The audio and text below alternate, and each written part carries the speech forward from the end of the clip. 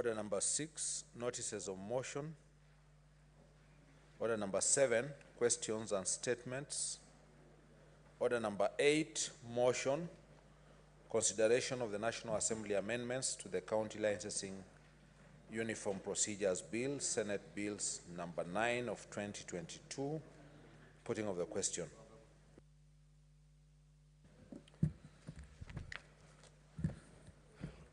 Honorable Senator, affect counties, and therefore voting shall be by voice. I'll proceed to put the question. That the National Assembly amendments to the County Licensing Uniform Procedures Bill, Senate Bill number 9 of 2022, be now read, be now considered. Will as many as of that opinion say aye? Aye. Will as many as of the contrary opinion say nay? The ayes have it. Next order. Order number 9, the County Allocation of Revenue Bill, Senate Bills number 25 of 2024, second reading.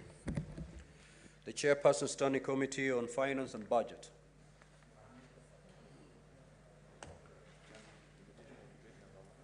Thank you, Mr. Speaker. Sir, I stand in for the Chair of Finance and Budget Committee of the Senate, who is on his way to Mecca to attend the annual Hajj pilgrimage.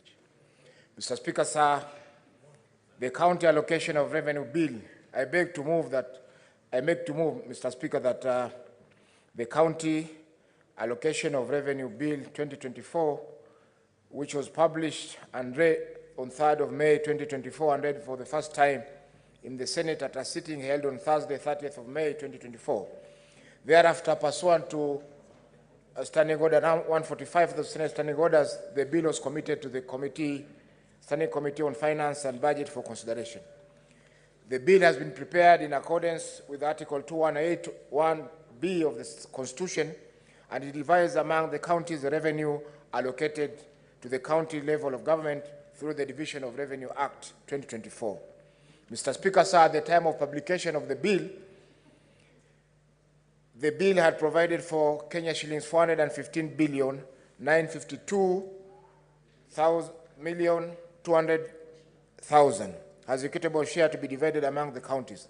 The figure was based on the Senate's amendment to the Division of Revenue Bill 2024. However, the Division of Revenue Bill 2024 was enacted, and the county equitable share for year 2024-25 stood at 400,116,788,147 Kenya shillings.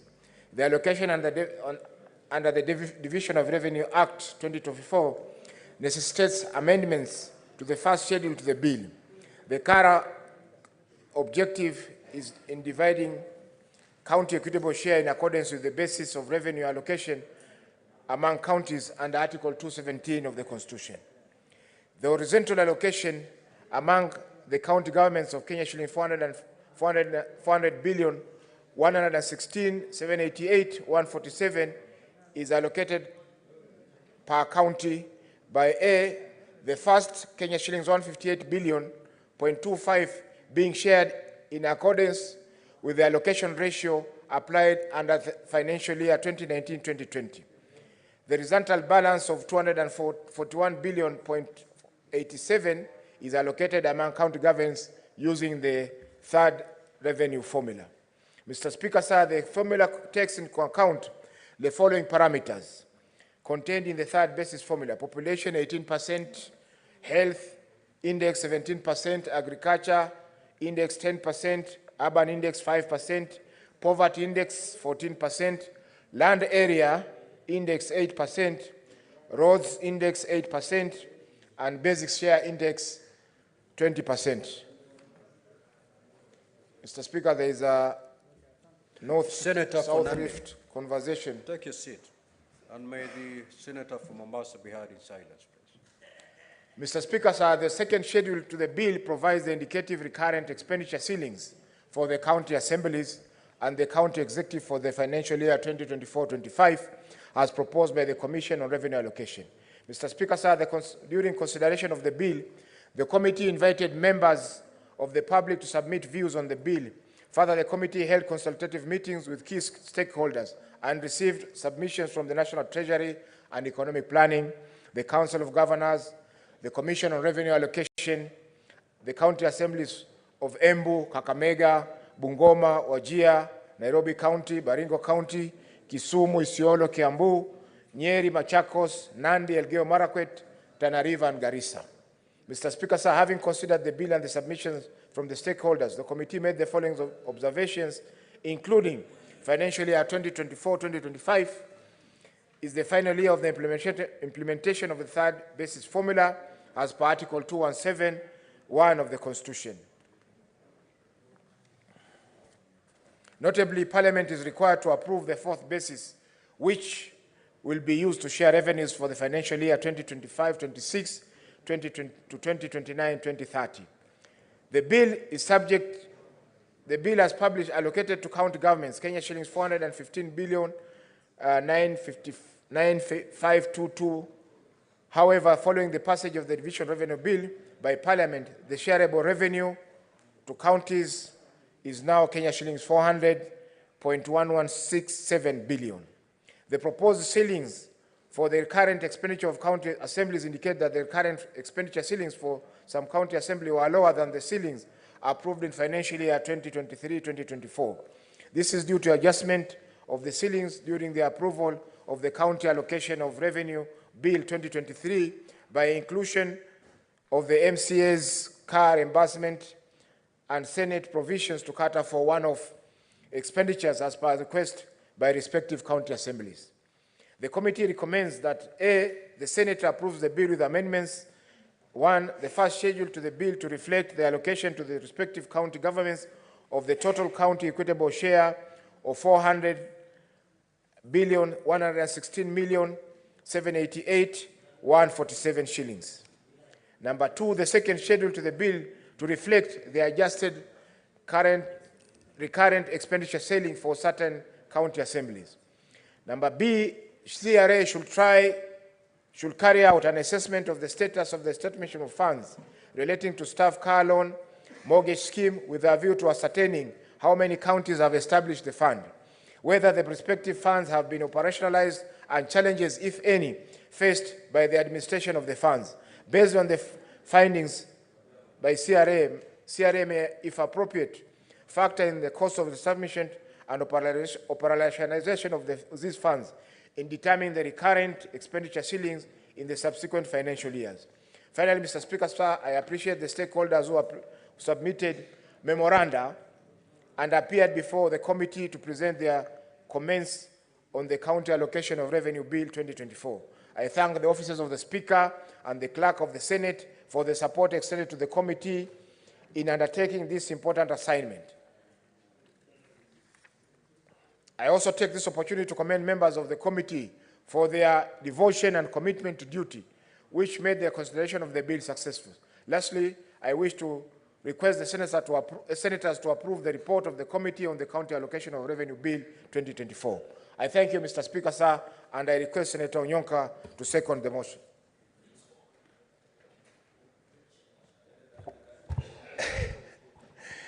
Mr. Speaker, I second.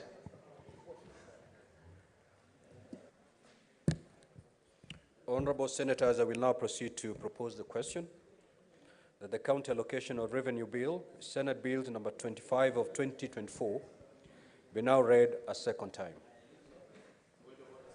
Yes, Majority Leader, what is your point of order?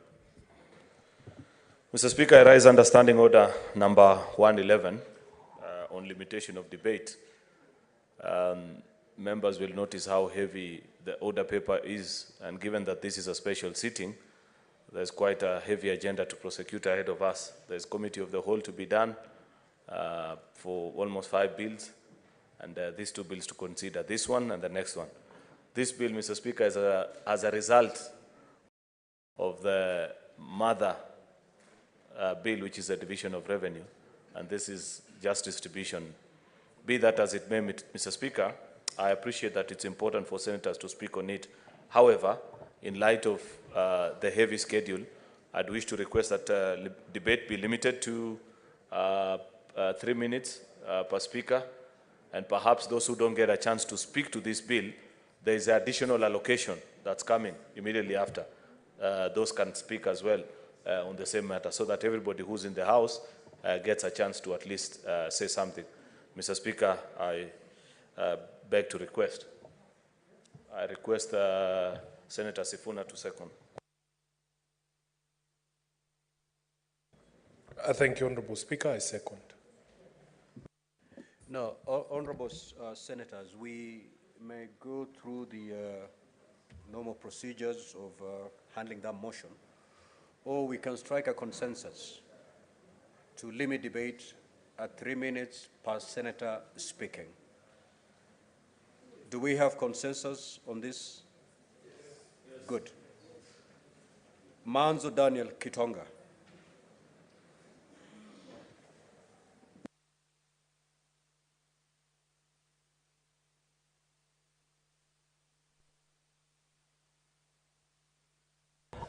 Thank you, Mr. Speaker.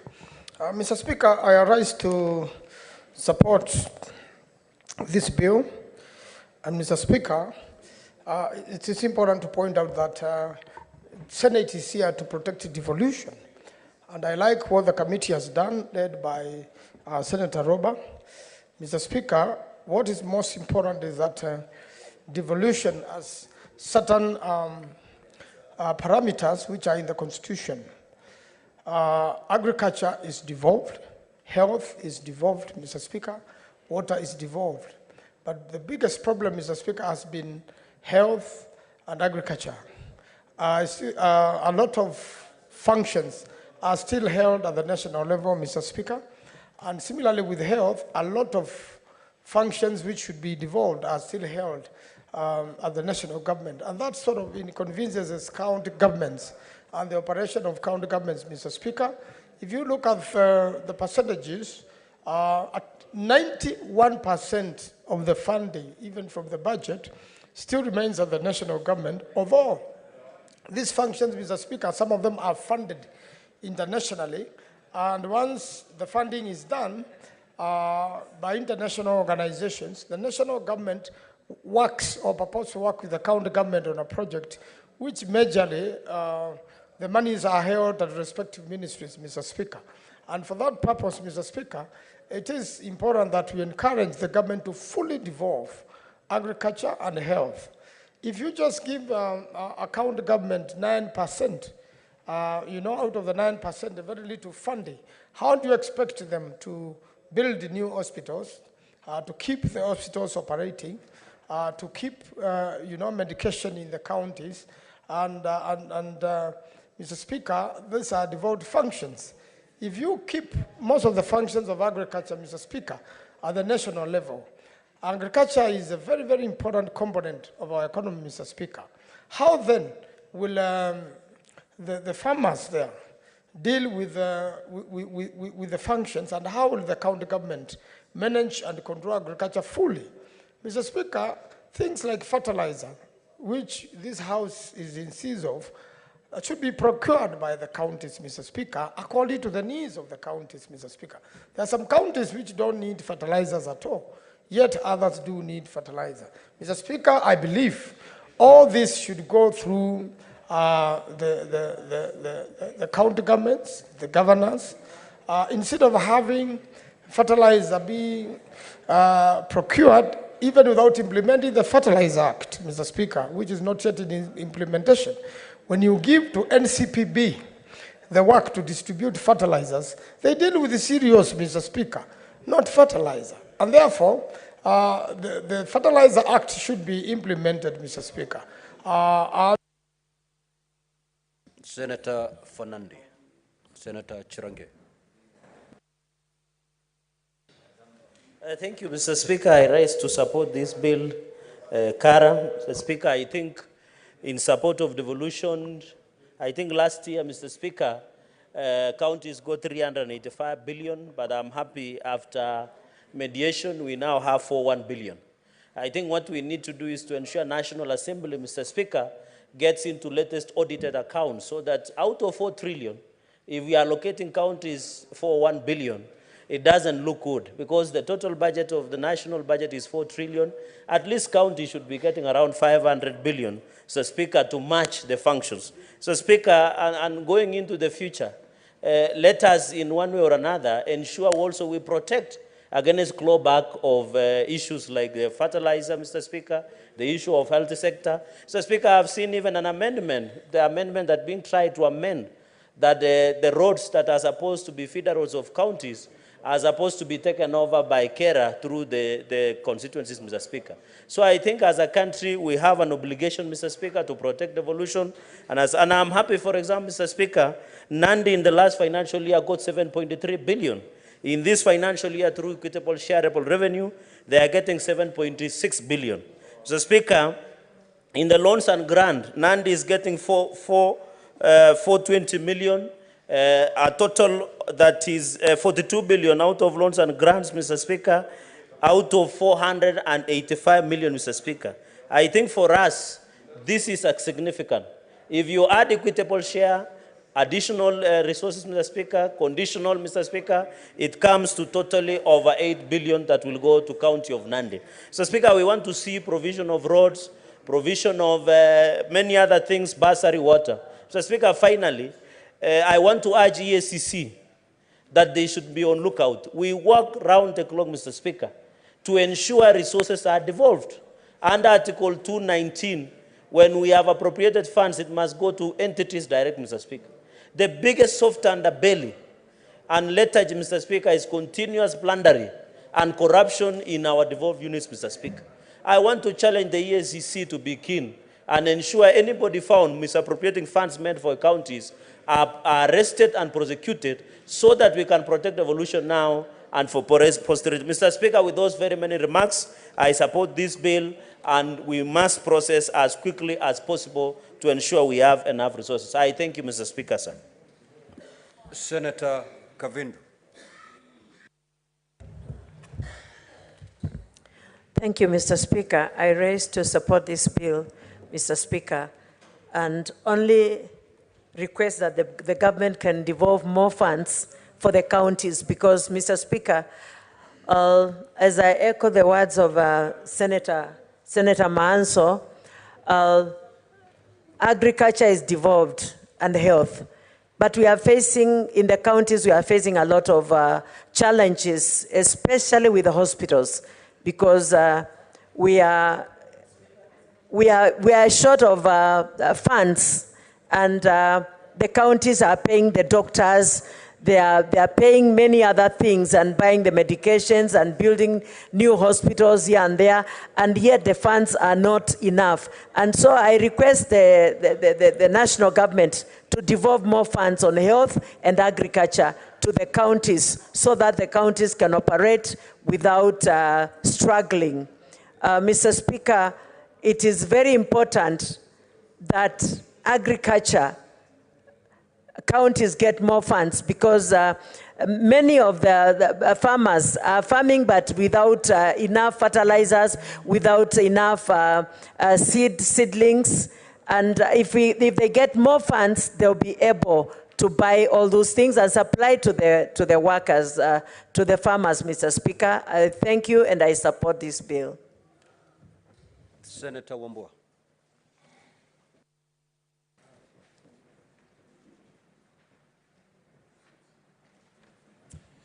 I thank you, Mr. Speaker. Mr. Speaker, I also want to add my voice in support of the County Allocation of Revenue Bill 2024 for the financial year 2024-2025.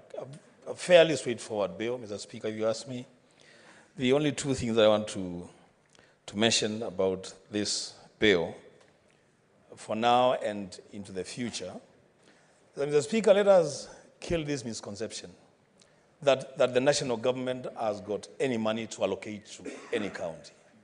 That is not the case. Mr. Speaker, it is a work of Parliament, both houses of Parliament, the National Assembly and the Senate, to share money between the national government and the county governments. So expecting that the national government is going to allocate money to county governments, or that the national government is going to devolve more funds to the county government, Mr. Speaker, is expecting something that will never happen. Secondly, Mr. Speaker, I take cognizance of the fact that this year there is quite some growth in terms of the amount of money that is going to the counties. It's now at around 4.something billion, 400 billion. I see the county of Kitui, Mr. Speaker, is among the top 10 counties that are receiving quite some share of the equitable share from the Senate. And as a national government appropriates for national government, the Senate is appropriating for counties. So we are appropriating funds to go to our counties, and I want to reiterate what I have always said. It is okay today that we have come from recess to appropriate money to our counties. It should be okay when next week or the week after we go to those counties to find out how this money that we have sent to the counties is being utilized without there being any problem between senators and governors. The Speaker, with those remarks, I do support. Senator Essie.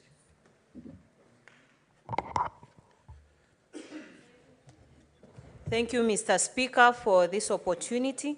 I would wish to support the work that was done on this bill and actually say that money going down to counties is a good initiative, and I want to comment on two things. First, I would implore on the county chiefs and their respective county assemblies to prioritize adding some more allocation to the vocational training centers that are within counties so that we build up the capacity of young people to be in a position to put money in their pockets by being able to do some of these locally made initiatives that we are looking for. And secondly, on the issue of agriculture. For a long time, it's been looked at as an area that thrives by senior citizens, in a way to encourage young people and women to venture more into that field and being a devolved function. More allocation needs to go to those sectors so that we pull together generally. And finally, I saw Governor Kangata sharing an idea on how they've collected a lot of money in Murang'a County as own source revenue, and request our county chiefs to also look at that in as much as national government is sending money to counties, let them beef up on their own sources of revenue so that we supplement those efforts collectively and steer this nation forward. Thank you, Mr. Speaker. Senator Abbas. Thank you, Honorable Speaker. Honorable Speaker, I want to support the current bill. Honestly, I think there's a lot of, I want to first to commend the mediation team for the good work they have done. Honorable Speaker, I think, I believe the counties now have received an additional fund of about 6.4%. And the increase actually, there's also increase in terms of the libraries, segregation, and industrial parks, community health promoters. I think many factors have been taken care of with this budget. And I think, but still, we have so many undevolved functions that the money has not been released. And therefore, I want to urge the national government also to release the funds available. Honorable Speaker, in terms of the community health workers, I think these promoters, this is a very good gesture that the promoter, this will really enhance the health services to the rural areas. People will be able to receive medical care and health advice on health issues. And one other thing is, Honorable Speaker, I want to thank also the members for the money now has been released for the roads. And what I want to say is that this budget actually is very inclusive, and hopefully we'll keep the only problem we have, the challenge we have is this increase, as good as it is not commensurate to what the on-source resources have not been done. Much has not been done on on-source collections. Therefore, I will urge the governors also to increase the on-source revenue, so at least the deficit budget can be also taken care of the own resources. And I think one other thing I will say, Honorable Speaker, we need to have a prudent use of the resources, the funds that have been released to the counties. The national government has shown the goodwill, but the counties also must show also and go the extra mile to be able to take a prudent use of the money. With those few remarks, I beg to support. Senator Sifuna. Thank you, Honorable Speaker. I am very proud to be a senator this time around. And I'm extremely proud of the House this time around, Honorable Speaker. As you understand, last year, my position is that we really did not put up a fight as a House to grow the basket of devolution. But I am very happy that standing here today, we have actually, as a Senate, the Fourth Senate, breached the psychological 400 billion mark in terms of the resources that are going to the county. And I want to thank my colleagues, all of you who voted for the Division of Revenue bill, and also the mediation committee that was chaired by the Senator for Meru, the Honorable Kathuri Murungi, for the job that they have done. Honorable Chair, if you look at the schedule this year, my county of Nairobi is getting an additional 850 million shillings in terms of their equitable share of revenue. And I will later be bringing a proposal here, Honorable Chair, that I'll be making an amendment to the Sports Act. I want to propose that these counties must be forced to allocate at least 1% of the money that we send to them for the support of registered county sporting associations. And my governor will have no excuse because now I have given him an additional 850 million. I also know that he put around 500 million shillings in the Joe Kadenge Stadium, Honorable Chair, what used to be known as City Stadium. Mr. Speaker, this evening, in fact, it should be happening now, our national team is playing their World Cup qualifiers in Malawi. It is extremely embarrassing and a shame for this country. And we hope that county governments can be able to develop sporting infrastructure to the level where we can be able to hold international matches in some of these institutions. So the governor for Nairobi will have no other excuse, Honorable Speaker, because I would want to see the completion of the Joe Kadenge Stadium so that we can host international games there. Honorable Speaker, we have also seen that Nairobi is getting an additional 224 million shillings for the community health volunteers. This is something that we all promised during the campaigns because of the critical role that they play, especially, Honorable Speaker, in the vastly densely populated areas in Nairobi, and especially the slum areas. And these people have been very instrumental in ensuring that, Honorable Speaker, our people are of good health. We did not, in the last year, of course, appear in the additional allocation list because we did not get any money for county headquarters or for industrial parks, Honorable Speaker. But we continue to make the case that even if we are not qualifying for some of these allocations like the ones for industrial parks, we qualify to be allocated resources just like the other counties for other things, including construction of markets. Honorable Speaker, the only thing that we must now insist on as a House is timely release of these resources to the county governments. Because we have had a debate here, Honorable Speaker, including when we were managing our the disasters that came before. Senator Mandago.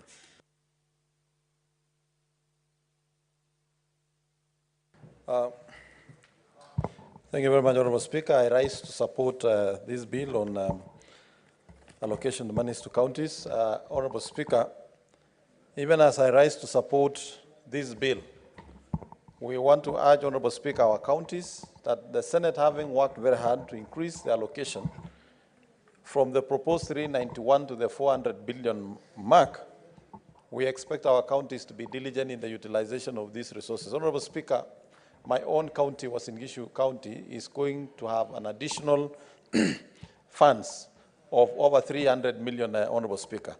Honorable Speaker, I expect that the county government of Uasin Gishu will ensure that the vocational training centers that are at the verge of being closed, 1 out of 13 is only functional, Honorable Speaker.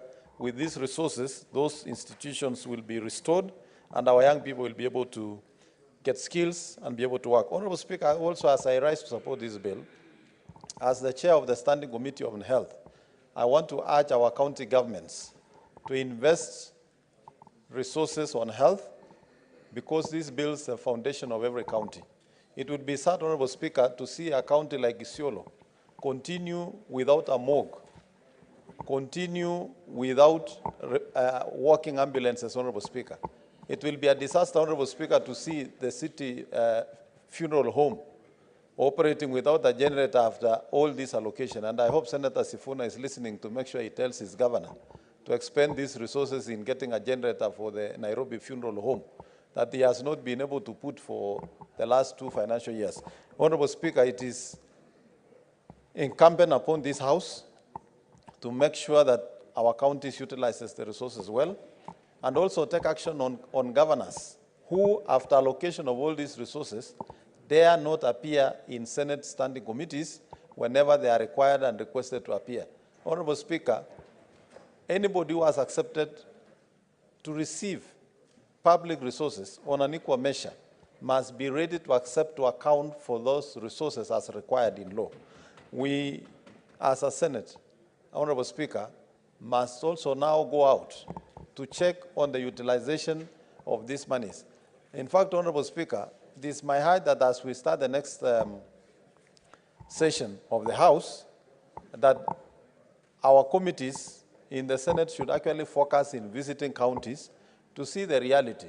The reports can be good on paper, but on arrival, you will find a dispensary that is a slaughterhouse in the name of a dispensary, Honorable Speaker. It is only until we make a visit to the counties that we shall see the reality of what our people are going through and the utilization of the resources. Senator Mwaruma. Asante Mheshimiwa Spika kwa hii fursa umenipa kuchangia huu mswada wa kara 2024-2025. Mheshimiwa Spika, tunapeana magatuzi bilioni 400, lakini hili halikuja bila kupigana, kwa sababu bunge la kitaifa lilipigia kura ile pesa inayoenda kwa magatuzi kuwa bilioni 391. Ilibidi twende kwa kamati ya mediation na Mheshimiwa Spika, zile sababu wabunge walitoa kwa kukataa kupitisha bilioni 415 ambazo zilipendekezwa na Seneti. Ya kwanza, walisema kwamba kuna ufisadi katika magatuzi. Mheshimiwa Spika, ufisadi uko kwa serikali ya kitaifa, ufisadi uko kwa serikali ya magatuzi, na ni muhimu taasisi za kupigana na ufisadi zipigane na ufisadi katika serikali za kitaifa na serikali za magatuzi.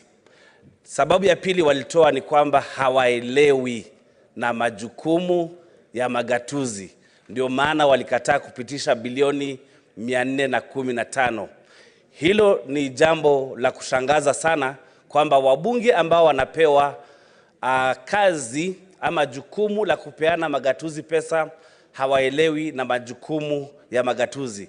Labda wabunge wetu wanataka kupelekwa katika kozi za kuelewa magatuzi yanafanya kazi gani. Mheshimiwa Spika, nimeshukuru sana maseneta kwa kubali kwamba kazi yetu ni kupeleka pesa zaidi katika magatuzi. Na wakati magatuzi yamepata pesa, Mheshimiwa Spika, ni vyema sisi kama seneti tufuatilie yale majukumu yaliyogatuliwa yanafanywa inavyotakikana. Mheshimiwa Spika, niko katika kamati ya elimu inayoongozwa na Mheshimiwa John Yutu, na wakati tumetembea katika magatuzi tunapata ya kwamba magatuzi yameacha yale majukumu yamegatuliwa na wameanza kufanya majukumu ambayo hayajagatuliwa. Mheshimiwa Spika, ukiangalia katika bajeti za elimu, magavana wanaangalia, na sisemi kwamba wasiangazie majukumu ya kupeana bursaries katika watoto wa shule za sekondari na vyuo vikuu na vyuo vya TVET, lakini lazima pia tusisahau majukumu yaliyogatuliwa ni majukumu ya shule za chekechea na majukumu ya vyuo vya anuai. Senator Chute. Thank you, Honorable Speaker. Honorable Speaker, let me take this opportunity to thank the members including me, who went for the mediation team, we managed to get the allocation of 401 billion. Honorable Speaker, the problem the counties are facing are mainly is the issue of release of funds to the county functions. Honorable Speaker, agriculture, health, ECD, VCT, and water, and others are devolved. Let me tell you about roads.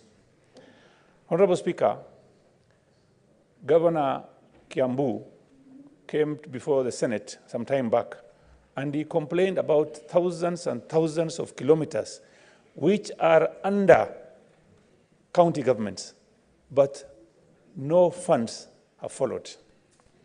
Honorable Speaker, if you look at Marsabit now, Marsabit is one of the second largest county in this republic. Honorable Speaker, moving from Ileret to Marsabit, you can take 3 days. The roads are not there. How do you expect the county government to manage those roads without funds? That is number one problem. Number two, the issue of water. Marsabit County is an example.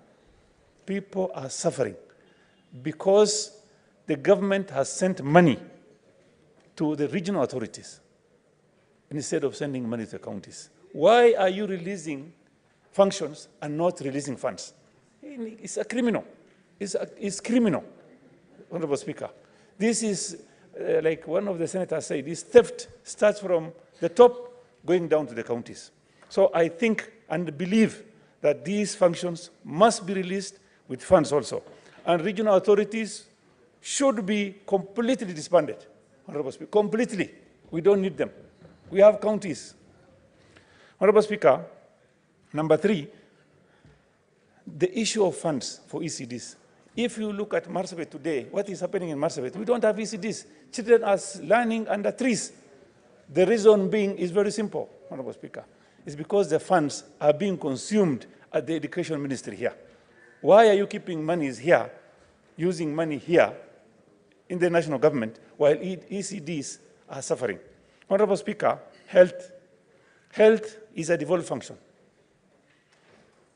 And in introduction of chief today, Honorable Speaker, introduction of chief will help the counties manage their hospitals. Senator Omtata. Mr. Speaker, sir, I rise to support this bill. Although I'm also not very happy about the amounts of money that the counties are getting, because when you look at the allocations that are going to the counties,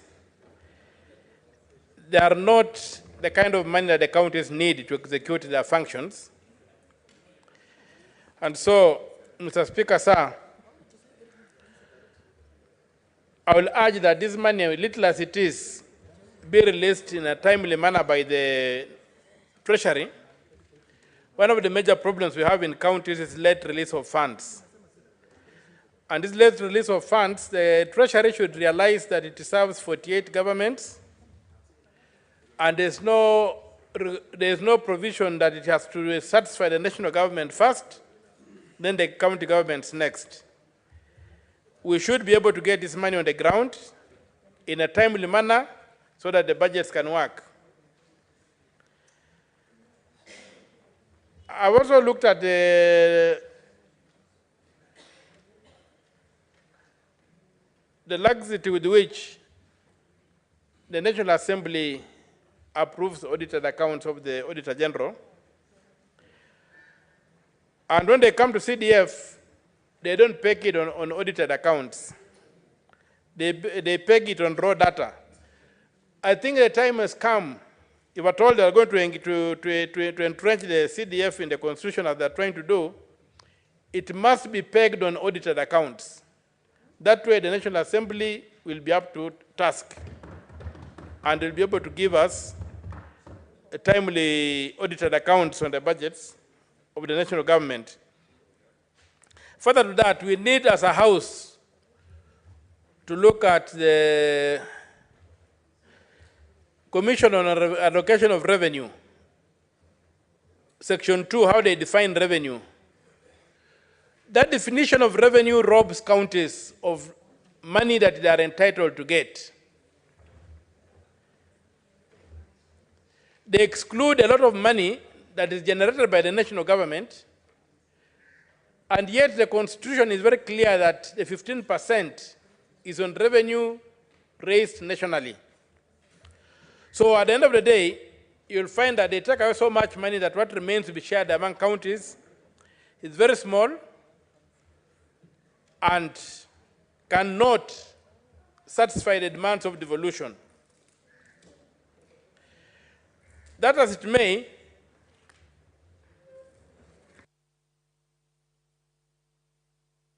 Senator Mundigi. Asante Bwana Spika, naunga mjadala wa kuongezea pesa mambo ya kaunti ya ukatuzi, kwa sababu tunajua tuko na makaunti 47. Na ni asante kwa wale walienda kuzungumza na wajumbe na tukaongezea kutoka mwaka jana. Sasa ukatuzi tuliongezea bilioni 15. Mwaka hii naenda kuisha, Embu County ilikuwa na bilioni 5,341, na sasa kutoka mwezi wa 7 Embu County itakuwa napokea bilioni 554, na kwa hiyo kiwango Embu County itakuwa tumeiongezea milioni 200. Hii pesa haitoshi, lakini naunga mkono. Ningeomba county kama yetu ya Embu, naomba kwa governor aweze kuangalia vile usuru ile anaokota kwa binadamu huko mashinani, aweze kuongezea hizi pesa, na pia ile ingine itatoka kwa msaada kutoka nje, ndio tuweze kupunguza mandeni ambaye tuko naye katika county. Kwa sababu county ya Embu najua kuko na shinda ya pesa ambazo ni ya kulipa wafanyikazi, wage bill iko juu na pending bill yenyewe iko juu, na ile kitu inaweza kusaidia county yetu ya Embu ni governor mfanye kazi vizuri na MCA na executive, ndio hii pesa iweze kutosea mahitaji ya Embu County. Ya pili ni kuunga mkono, nikiomba governor mambo ya Embu County, wizara ya kilimo uweke mbele, na pia ya havia, na pia ya parapara, ndio kilimo yetu mazao yetu mahali tutakuwa tukienda kuuza, ndio tusiwe na sinda, ndio economy ya Embu County iweze kupandirika.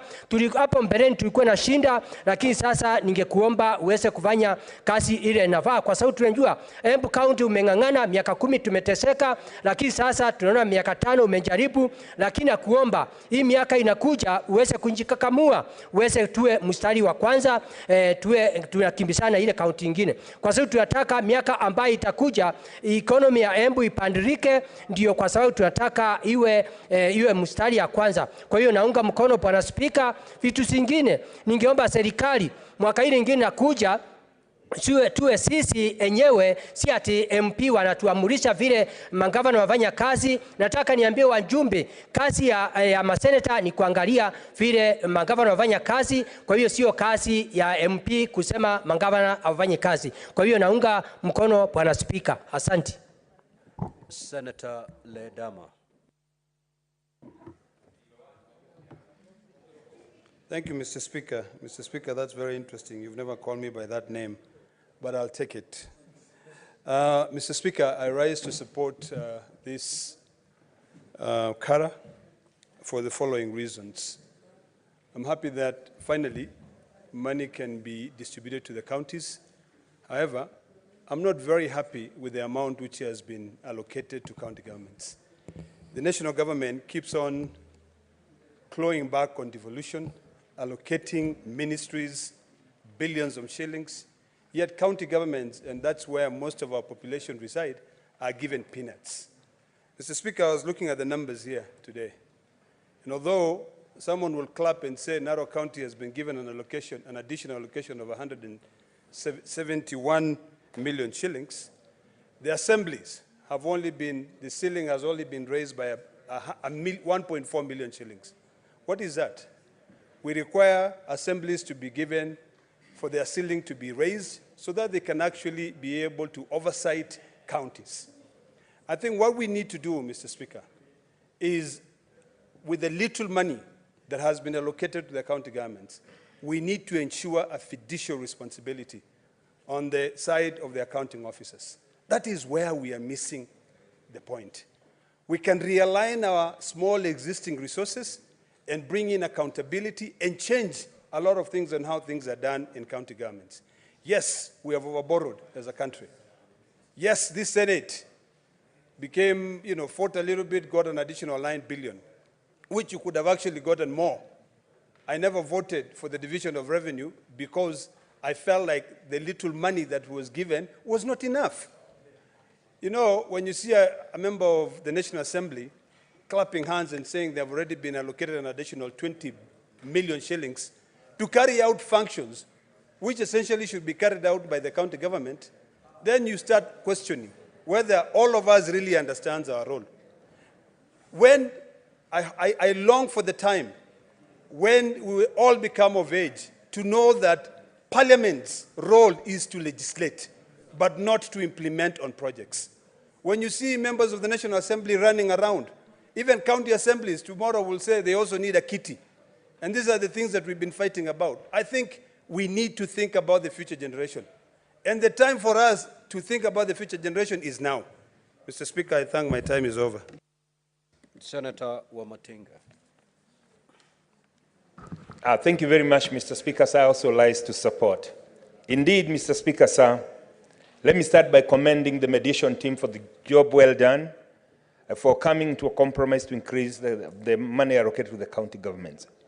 Having said that, Mr. Speaker, I would also want to put my voice to the fact that we need more allocation to the county governments. But it must also be alive to everybody that the only way that the government can be able to raise more resources and more revenue is through taxation. Mr. Speaker, sir, it pains to see that money that has been allocated to the county government, some of it is utilized in very inappropriate manner. This year, Mr. Speaker, sir, the Nyeri County will be getting an additional 500 million. It is my prayer, Mr. Speaker, sir, that our governor will ensure that the deteriorating health services in Nyeri County will be improved.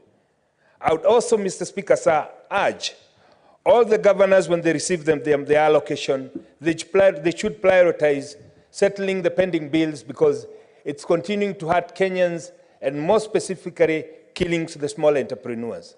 Mr. Speaker, sir, it is also the high time we start the discussion on how to streamline own source revenue.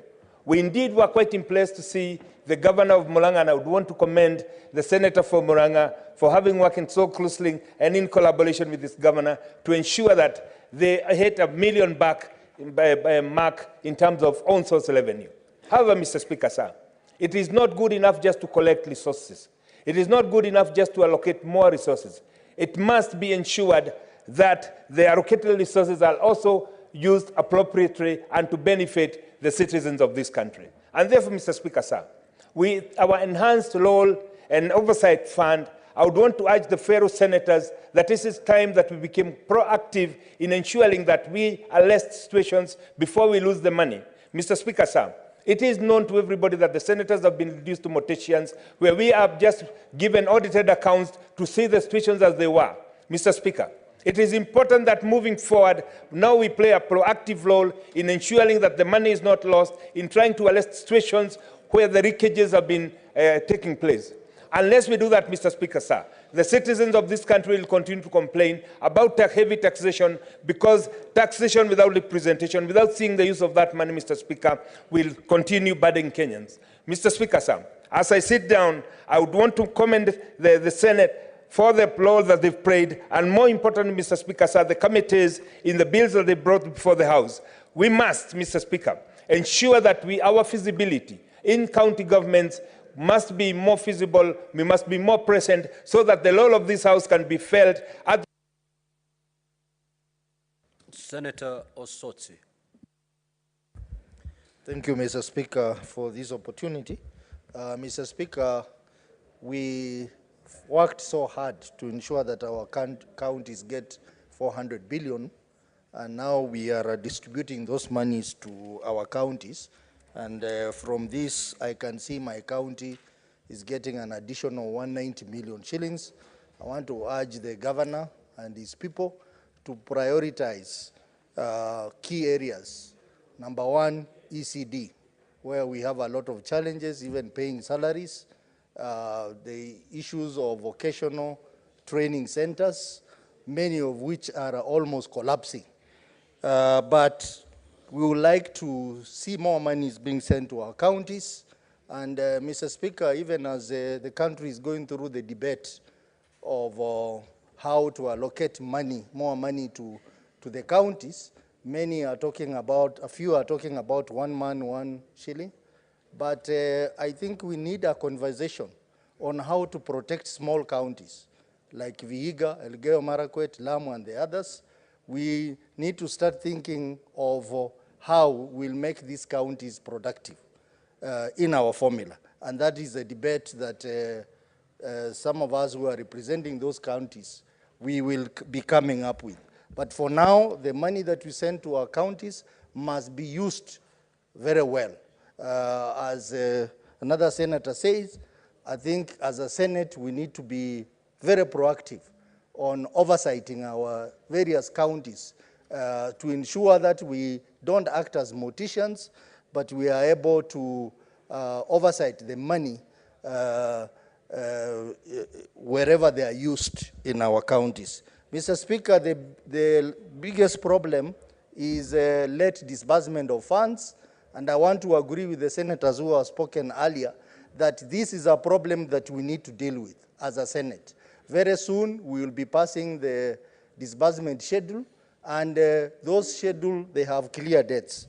How I would wish that in that disbursement schedule, we need to state very clearly that whenever there is a delay in disbursing funds to the counties, the Treasury owes us an obligation of full disclosure why there is a delay.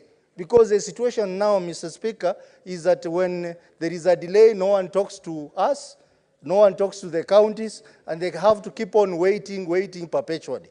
I think this House deserves to get a disclosure from Treasury whenever there is a delay in disbursing funds to our county. And Mr. Speaker, I'll be moving a motion in that regard, so that when there is a delay, the Treasury Cabinet Secretary. Senator Newton.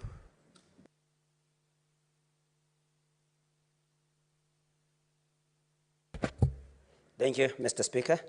I rise to support this bill, Mr. Speaker, and my reasons for supporting this bill, Mr. Speaker, I'm excited about the capping or the ceilings for recurrent expenditure, Mr. Speaker, because we have been having issues with counties all over, Mr. Speaker, overspending on recurrent expenditure, Mr. Speaker, and that there is a provision to have this on the second schedule, Mr. Speaker, makes me support this bill, Mr. Speaker. The fact that the resources are going to follow functions, in that every county executive will, in consultation with the national government, determine the cost of the transferred function and have the monies transferred, Mr. Speaker, is something that makes me feel we should support this bill. Mr. Speaker, accountability, especially when a county function has been transferred to a national government. Mr. Speaker, on the section 6, subsection 4, that the national such entity will submit quarterly reports to the Senate, Mr. Speaker, will bring a lot of light to this. And this reminds me of the NMS, Mr. Speaker, and that such bodies will now report to the Senate, Mr. Speaker, makes me feel that we should support this bill. Mr. Speaker, even as we support this allocation to counties, we must also call out the governors and remind them that these monies are public funds and they should be accountable to them.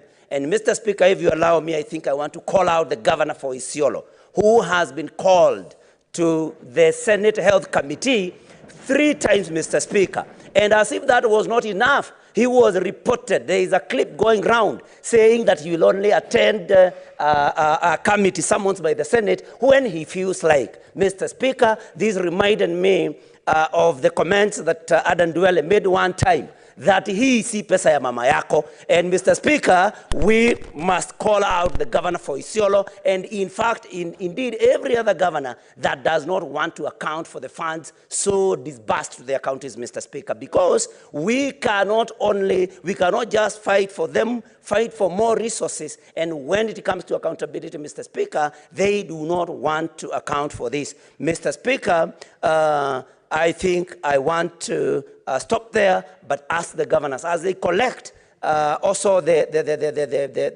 revenue in the counties, they should also consider the conditions that affect our people in the counties and not raise these charges where not necessary. We applaud, of course, my governor for improving on. Senator Oburu. Yeah, thank you, Mr. Speaker. Mr. Speaker, sir, I would like to take this opportunity, just as my colleagues have done, to congratulate the committee which was negotiating the division of revenue between the shareable revenue. And Mr. Speaker, they did a good job. But Mr. Speaker, the job they did, as far as I'm concerned, is not enough. It's not enough, Mr. Speaker. Because, Mr. Speaker, when you talk of dividing revenue, you should always take into consideration the fact that there is inflation in this country. And that inflation, when you are saying that you give counties at least 15% of the total revenue of the last audited accounts. Mr. Speaker, the last audited accounts is 2-3 years ago. And within the 3 years, every year there is an inflation of more than 10%. So when you give an increment of say 500 or 200 million shillings on 7 billion, like mine in Siaya, you are actually giving nothing because, Mr. Speaker, when you talk of real money means the value of that money at that particular time. And Mr. Speaker, we cannot be saying that we are giving counties more money when in real fact we are not giving them more money. We are just giving them the same money that we gave them last year because that increment that we give is consumed by inflation, Mr. Speaker. Mr. Speaker, I know that when we give this money, there are people, particularly the county assemblies, they are very uncomfortable with this oversight that you want to do. There is a confusion, Mr. Speaker, that the Senate wants to take over the role of oversight of the county assemblies. Mr. Speaker, that is far from the truth.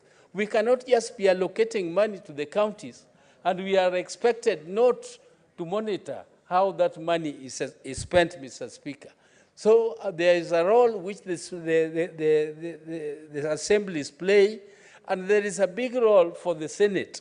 And me, I have sat down with my county government, the executive, and told them our limit, where we are going to go. There are guidelines which have been given here, and those guidelines don't touch on the functions of the assemblies. Let the assemblies do their monitoring part, and let us also continue doing our monitoring part, Mr. Speaker. Mr. Speaker, Senator Dulo.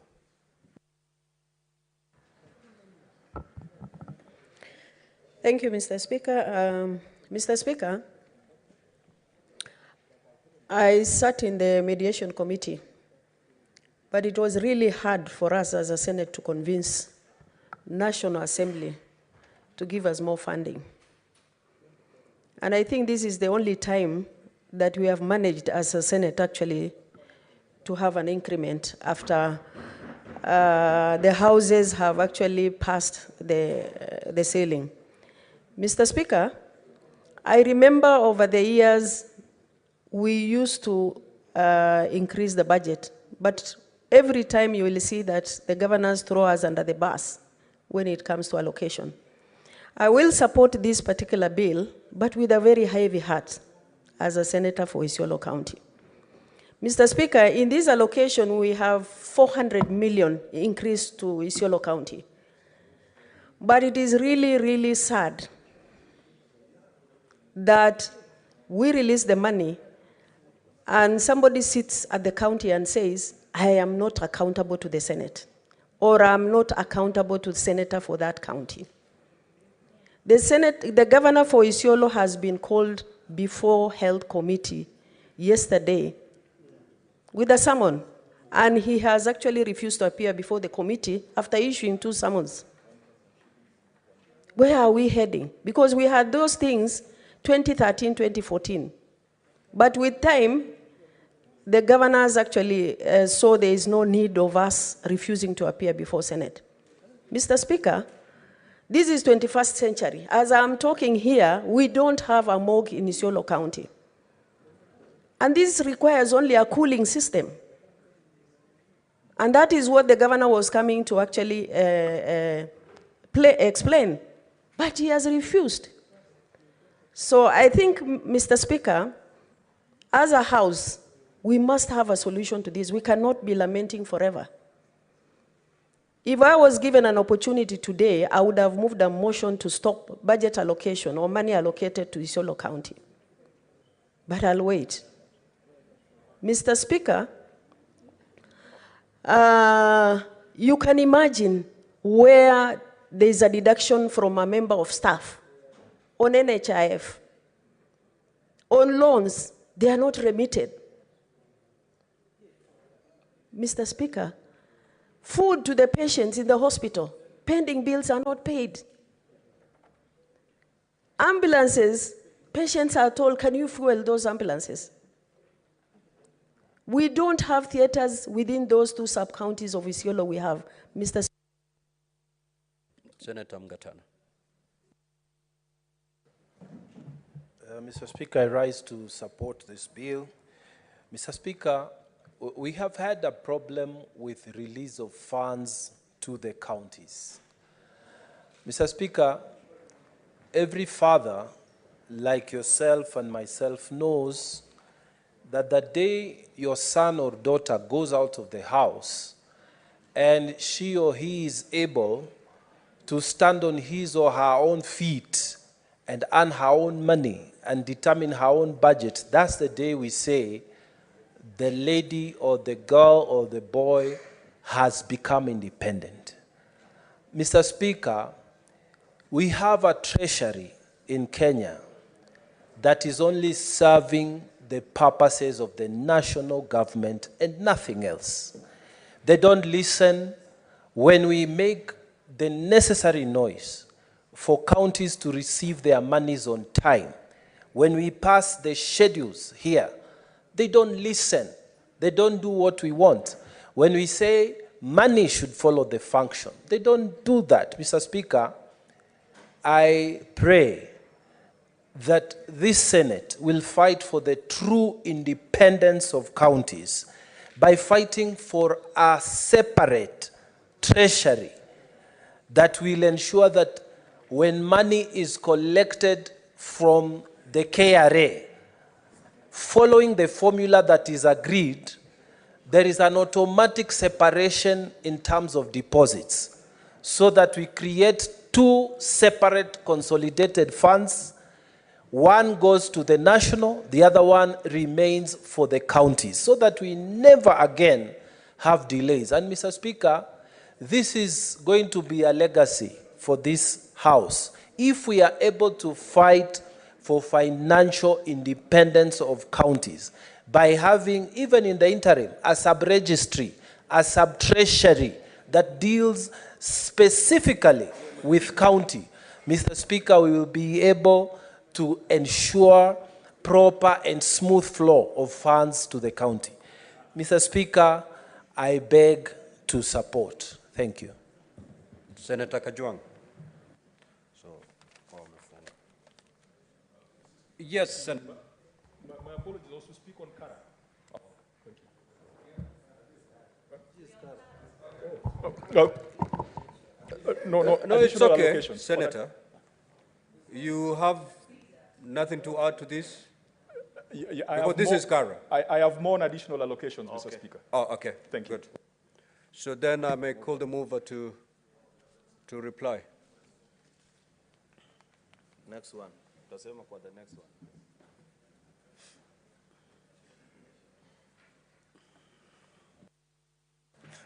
Thank you.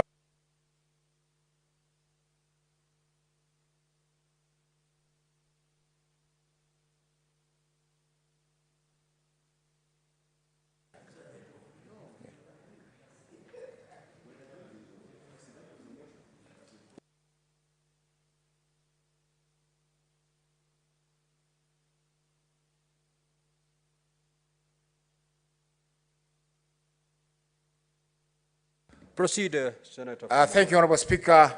I want to thank all the members who have contributed to this bill, and the issues that have raised are very important. For instance, timely release of the equitable share by the Exchequer.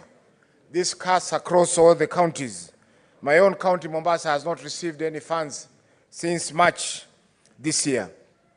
And I agree with the proposal by Senator Ososi that whenever there is a delay, the CS should be summoned before this House and explain why there has been a delay.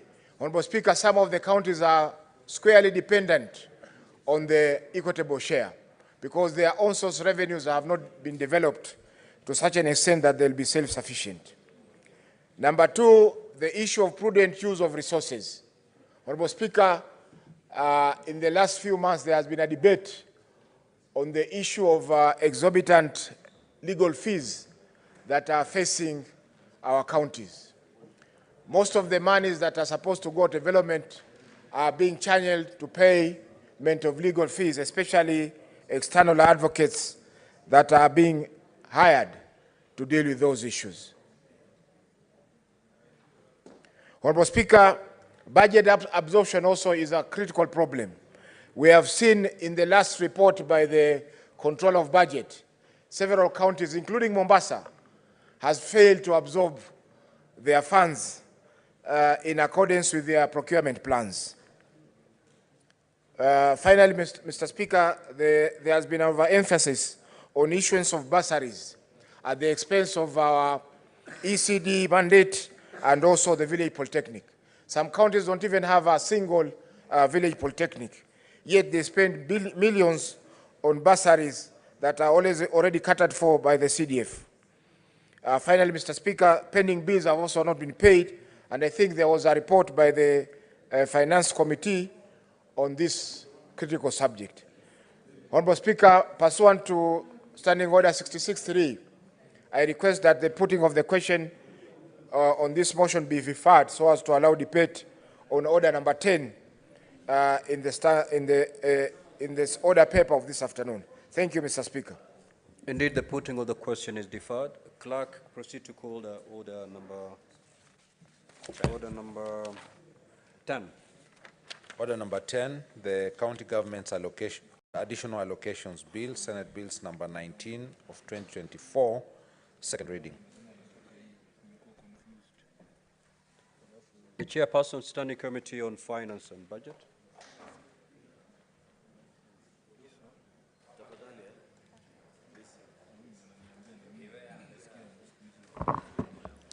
Thank you, Mr. Speaker. I beg to move for the SIGA, that is the County Government's Additional Allocation Bill 2024. And Mr. Speaker, allow me to start really by thanking all the committee members who have been very, very dedicated to their role and mandate as far as finance and budget is concerned. Additional allocation is very critical, is very key, and as you know, as per the PFM Act, all the timelines as per PFM Act are very key, Mr. Speaker, and that's why today we are here on a special sitting. Let me start by saying that the bill provides for transfer of both conditional and unconditional allocations from the national government share of revenue and from development partners, Mr. Speaker. Now, Mr. Speaker, it's good to note, and the House to note, that the total additional allocation amounts for financial year 2024-2025 amounts to 55.45 billion, Mr. Speaker. And some of these allocations include 8.2 billion, that is on total allocation from the national government, from the equitable share. We also have conditional allocation on the RMLF, which amounts to 10.5 billion. We also have unconditional allocation, that is the 20% on the minerals, amounting to 1 billion. And finally, the 35.6 billion, which is grants and loans from the development partners, Mr. Speaker.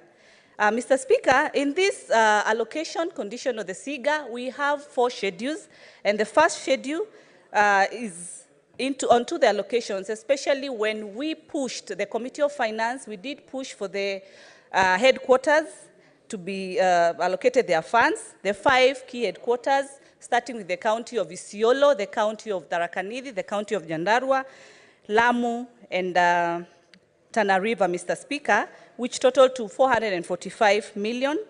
We also did the allocation for the CAIPs for the 18 counties, amounting to 4.5 billion, Mr. Speaker. The CHPs amounting to 3.234 billion, and transfer for the museum function, which amounted to the 30 million, Mr. Speaker. The second schedule, Mr. Speaker, has actually also outlined the issue of the road maintenance fuel levy, which amounts to the 10.5 billion. The third schedule, Mr. Speaker, as I've said, it's on the minerals. And the fourth schedule, Mr. Speaker, is more on the grants and the loans that are the different partners.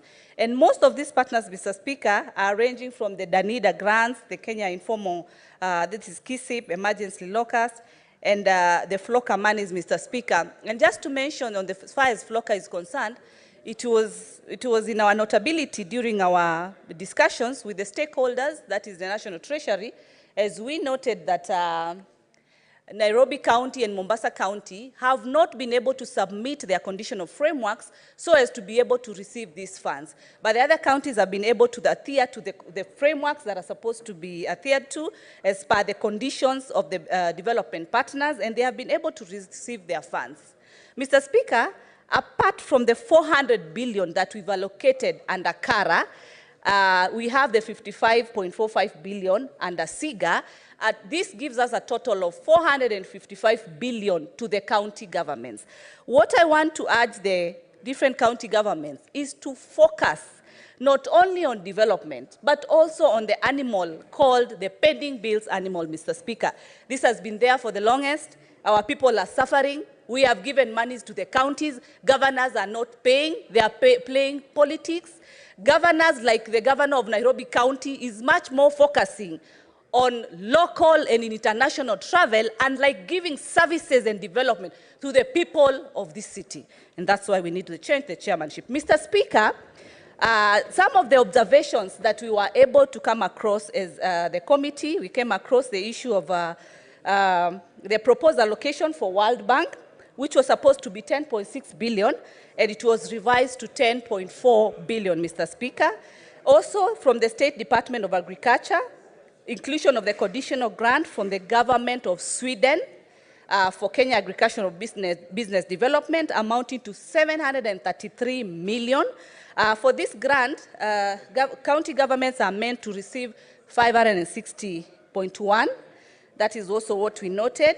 We also noted, Mr. Speaker, different amounts that have been allocated by the different partners, as they have been still stipulated in the bill itself, whereby I'm sure members have been able to see the different amounts. I don't need to go to the different amounts that we were able to note as a committee, the different allocations that were adjusted, Mr. Speaker. Our recommendations as a committee, Mr. Speaker, as I conclude, the committee recommended that the Senate approves the bill with the following amendments, and I believe we'll be able to get to the amendments. That is amendment of the clause 4.2 of the bill to delete the phrase. Also, the first schedule, we agreed the 78.2 million for the headquarters, Mr. Speaker, to be issued to the county of Nyandarua, because the other counties, I believe, they have been able to exhaust their share, Mr. Speaker.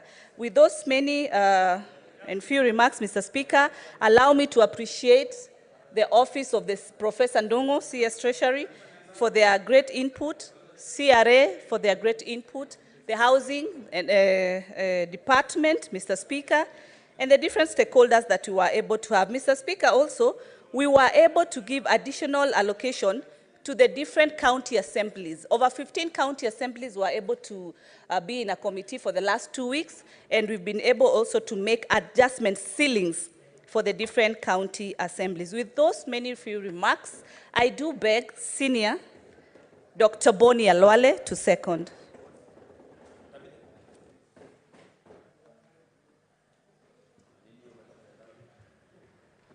Thank you, Mr. Speaker. Mr. Speaker, I rise to second this bill for the enactment in this Parliament to provide for additional allocation to the county governments for the year 2024. Thank you, Mr. Speaker.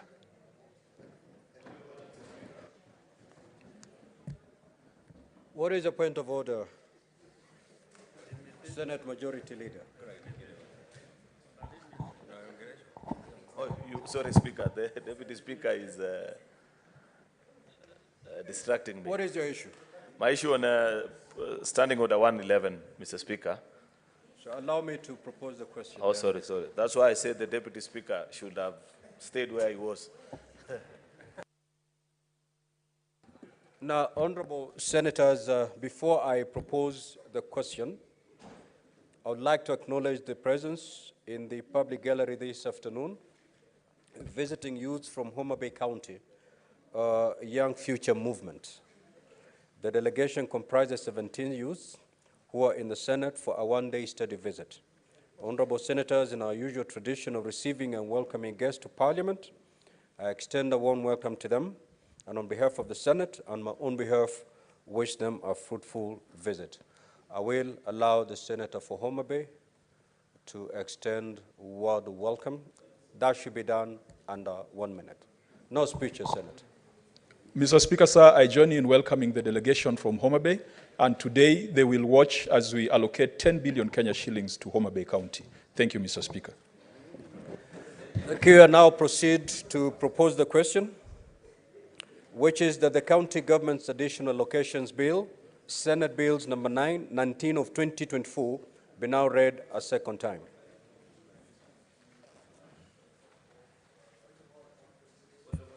What is your point of order?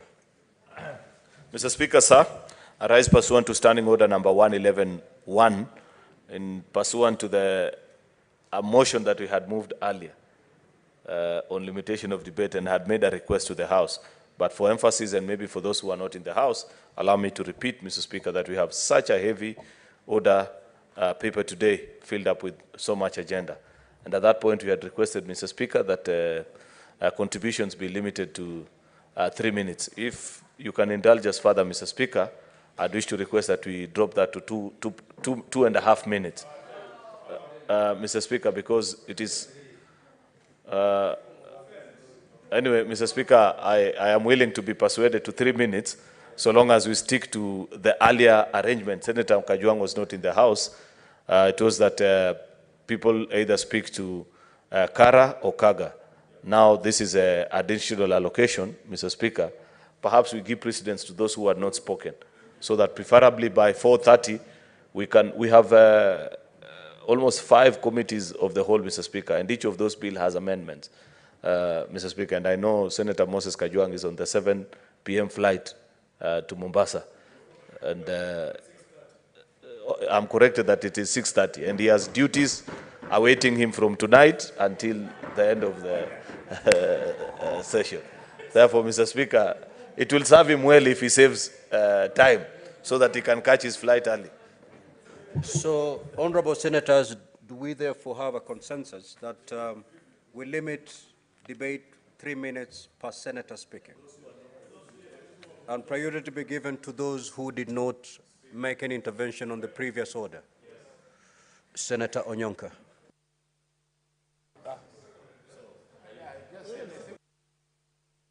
Senator Kajwang.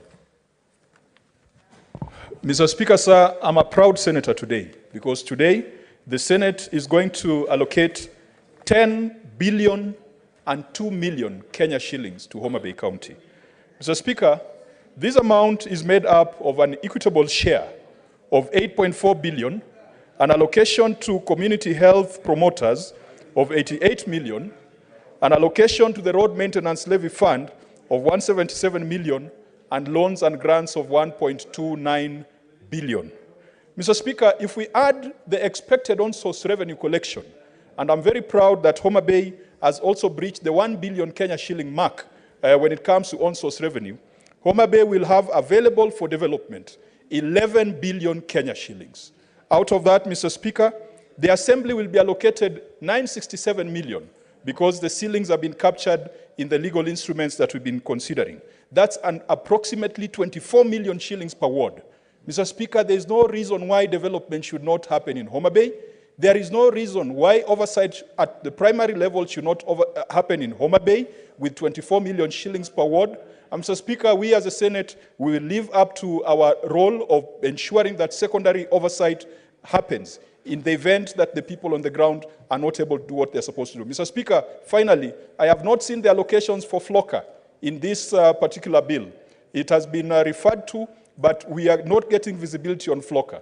Mr. Speaker, if we added the FLOCA allocations, then perhaps Homa Bay would be getting something close to 10.3 billion Kenya shillings. We will support the governors to put in place the right policies, but ultimately they are the chief executive officers who must take responsibility for the development initiatives and the outcomes in their various areas. Finally, Mr. Speaker, we must move from this post-mortem approach to a proactive analysis of performance, looking at value for money in our county governments. For 10 years, we have been doing post-mortem. And when we retreat, Mr. Speaker, later on this week in Mombasa, I'll be sharing with senators the plans we have to ensure that we start looking at the most current financial statements. But it is not just the financial statements that we must look at. Mr. Speaker, we must look at outcomes when it comes to health, when it comes to roads, when it comes to urbanization. And we must insist that county governments must align their budgets to the criteria. Order, honorable senators. May the senator for Homa Bay be highly Mr. Speaker, we must insist that each county government must do an allocation in their budget that is aligned to the formula for revenue allocation that this House passed. Mr. Speaker, people are talking of 1 man, 1 shilling, 1 man, 1 kilometer, or 1 man, 1 vote. That is already there in the formula that this House passed. What we need to see is greater alignment to that formula. We said a certain percentage must go to health. Senator Karungo.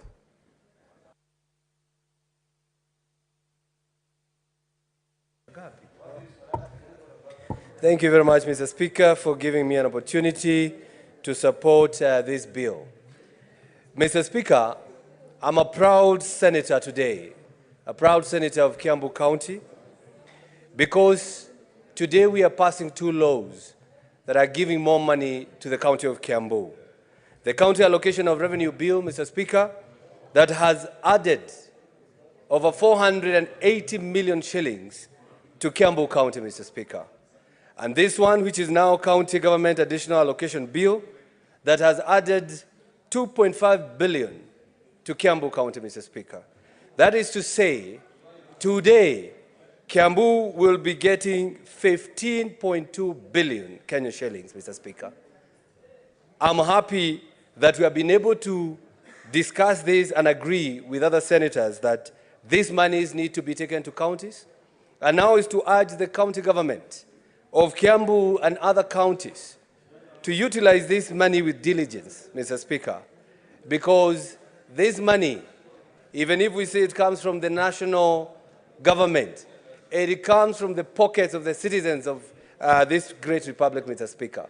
So they must use this money knowing that it is the Wanjikos, it is everyone who has been deducted this amount of money so that they can develop these counties, Mr. Speaker. Mr. Speaker, I have noted that we have an additional allocation of about 335 million Kenyan shillings for Kiambu County as road maintenance fuel levy. I would want to caution this House, Mr. Speaker, and to bring to the attention of this House, Mr. Speaker, the Roads and Transportation Department, led by CS Murkomen, is trying to go behind or hiding behind the National Assembly, Mr. Speaker, by trying to say that this amount should never be taken to the counties. They have actually come up with a formula to say 22% plus 10% will be going to Kera, Mr. Speaker. Mr. Speaker, I urge this House, if we pass this law today, that is this county government additional allocation bill, it is going to undo what that department is trying to do, Mr. Speaker. And Mr. Speaker, it's good to know, as the chairman of the Roads and Transportation Committee, I'll be bringing a bill, that is the roads bill, Mr. Speaker, that is going to disband Kera, so that all these monies that goes to Kera should be going to the counties, Mr. Speaker. The MPs have no business constructing roads that are meant for county government. We need these monies to be going to the county government. And that is the 22% plus. Senator Asa Boy. Asante sana Mheshimiwa Spika, na mimi nipatie fursa niweze kuchangia hii bill. Mheshimiwa Spika, mimi leo ninafurahi sana kwa sababu maseneta wenzangu sisi huko nje kwenye nyanjani kwetu, watu wengi sana huuliza kazi ya seneta ni kazi gani? Kazi ya seneta ni kazi gani? Leo ndio kazi ya seneta inatambulikana katika nchi hii ya Kenya kwamba leo maseneta wamefanya kazi na tumeongeza pesa katika kaunti zetu. Pili, napenda pia kuwaambia maseneta wenzangu kwa sababu huko nyanjani kwenye mashinani kwetu, wananchi watukufu wa nchi yetu wengi sana huwa wanasema seneta kazi yake ni nini? Mbona seneta ajengi barabara? Mbona seneta ajengi shule? Mbona seneta toi basari? Kazi ya seneta kubwa ni kuhakikisha kwamba kaunti yake inapata pesa, kuhakikisha kwamba miradi yote inaendelea vizuri katika kaunti, ndio kazi kubwa sana ya seneta. Kwa hivyo Mheshimiwa Spika, mimi naunga mkono hii bill kwa sababu kaunti yangu ya Kwale imeongezeka mgao wake, imepata zaidi ya milioni 400, Mheshimiwa Spika. Kwa hivyo naunga mkono hii bill. Asante sana Mheshimiwa Spika. Senator Seki. Thank you very much, Honorable Speaker. I also want to join the colleague senators to agree on the bill before us on the county additional allocation bill on 2024-2025 that has an additional of 55.4 billion to counties. And I want to say that I'm very happy because I'm also joining to see that my county has an additional of 1 billion on the county allocation revenue bill and more than 300 million on the additional allocation bill. This means we have a lot of money that's going to county governments in areas of share of revenue, to have to complement on issues of CAIPs, which my county also has received, is to receive 250 million as a county of Kajiado. I really want to, Honorable Speaker, want to agree on these figures and want to support this bill because it will really help county governments to increase their even revenue, to allocate more money, to take more developments to our counties. And I want to just do a small additional on what has been said on the 20% of share of minerals and royalties. Honorable Speaker, the 20% that has been provided has almost an additional of 1 billion. But I want to say this is just on the 20%. The 10% that has been given by the law, the minerals bill, is that the 10% that is supposed to go to counties is yet to be appropriated. I would really want to urge the committees, the Committee of the Finance, to push for the Ministry of Minerals to give county government, particularly county communities, the 10% that is being held in national government, because it is really bringing a lot of issues down there in the communities. Communities are not getting that money, and it is there in the national government, and stakeholders and industries are also paying that money to national government. So the 10% is what I would really urge, that the ministry should have a structure and a policy or regulation that will give the 10% to go to the communities. Otherwise, I want to support the bill. Thank you, Honorable Speaker. Senator Githuku.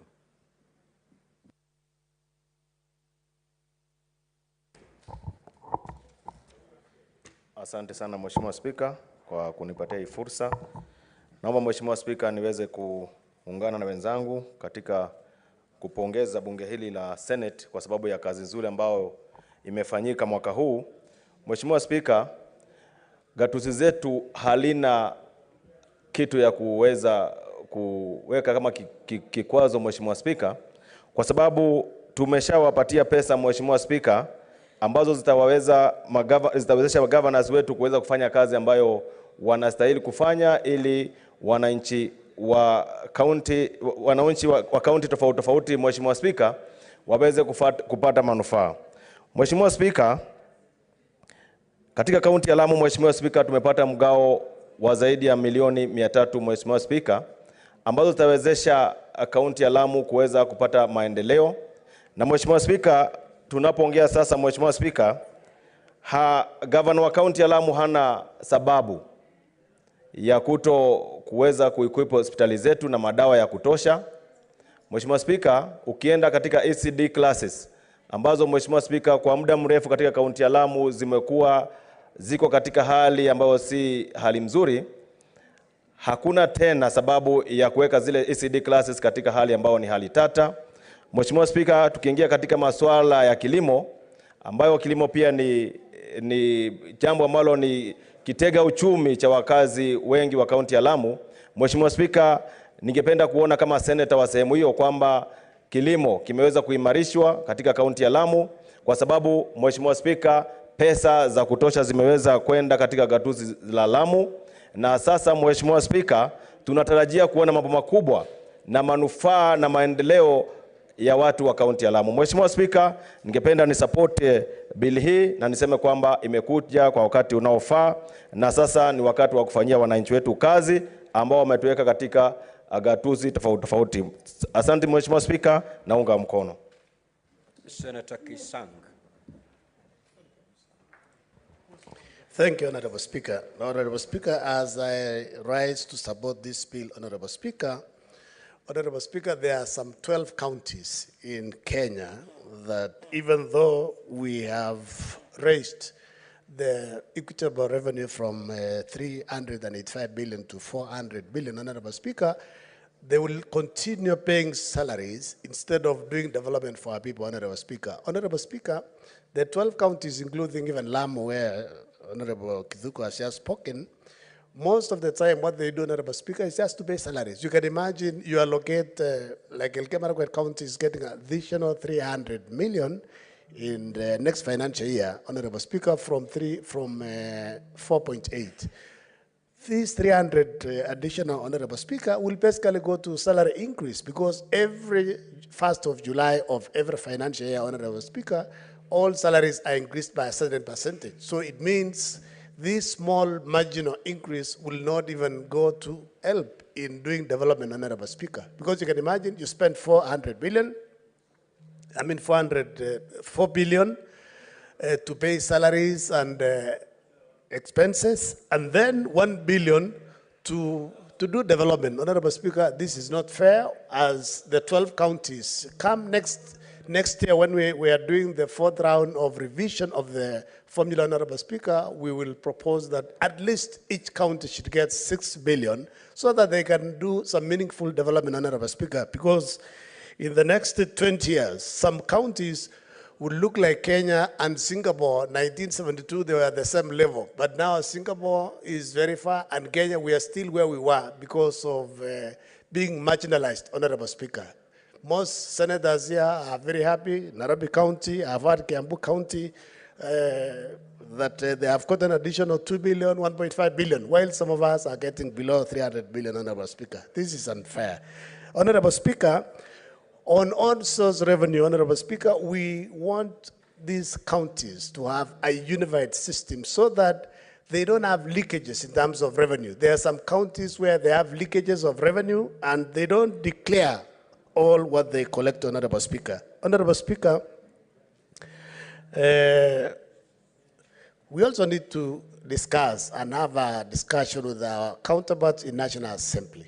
National Assembly, the last audited accounts they're using to face the 15% that are going to the counties about 3 years ago, Honorable Speaker. They need to speed up. And I agree with colleagues who have said we need to make CDF also on the last audited accounts so that they can speed up, Honorable Speaker. And then, Honorable Speaker, on the Senator Muma. Thank you, Honorable Speaker, for the opportunity to contribute to this bill, which I support. Mr. Speaker, anybody who stands has no choice but to support these bills. The Senate over the years has been struggling to try and persuade the country, the executive, the National Assembly to actually pass on or ensure that adequate funds are allocated to counties in order to deliver on their functions.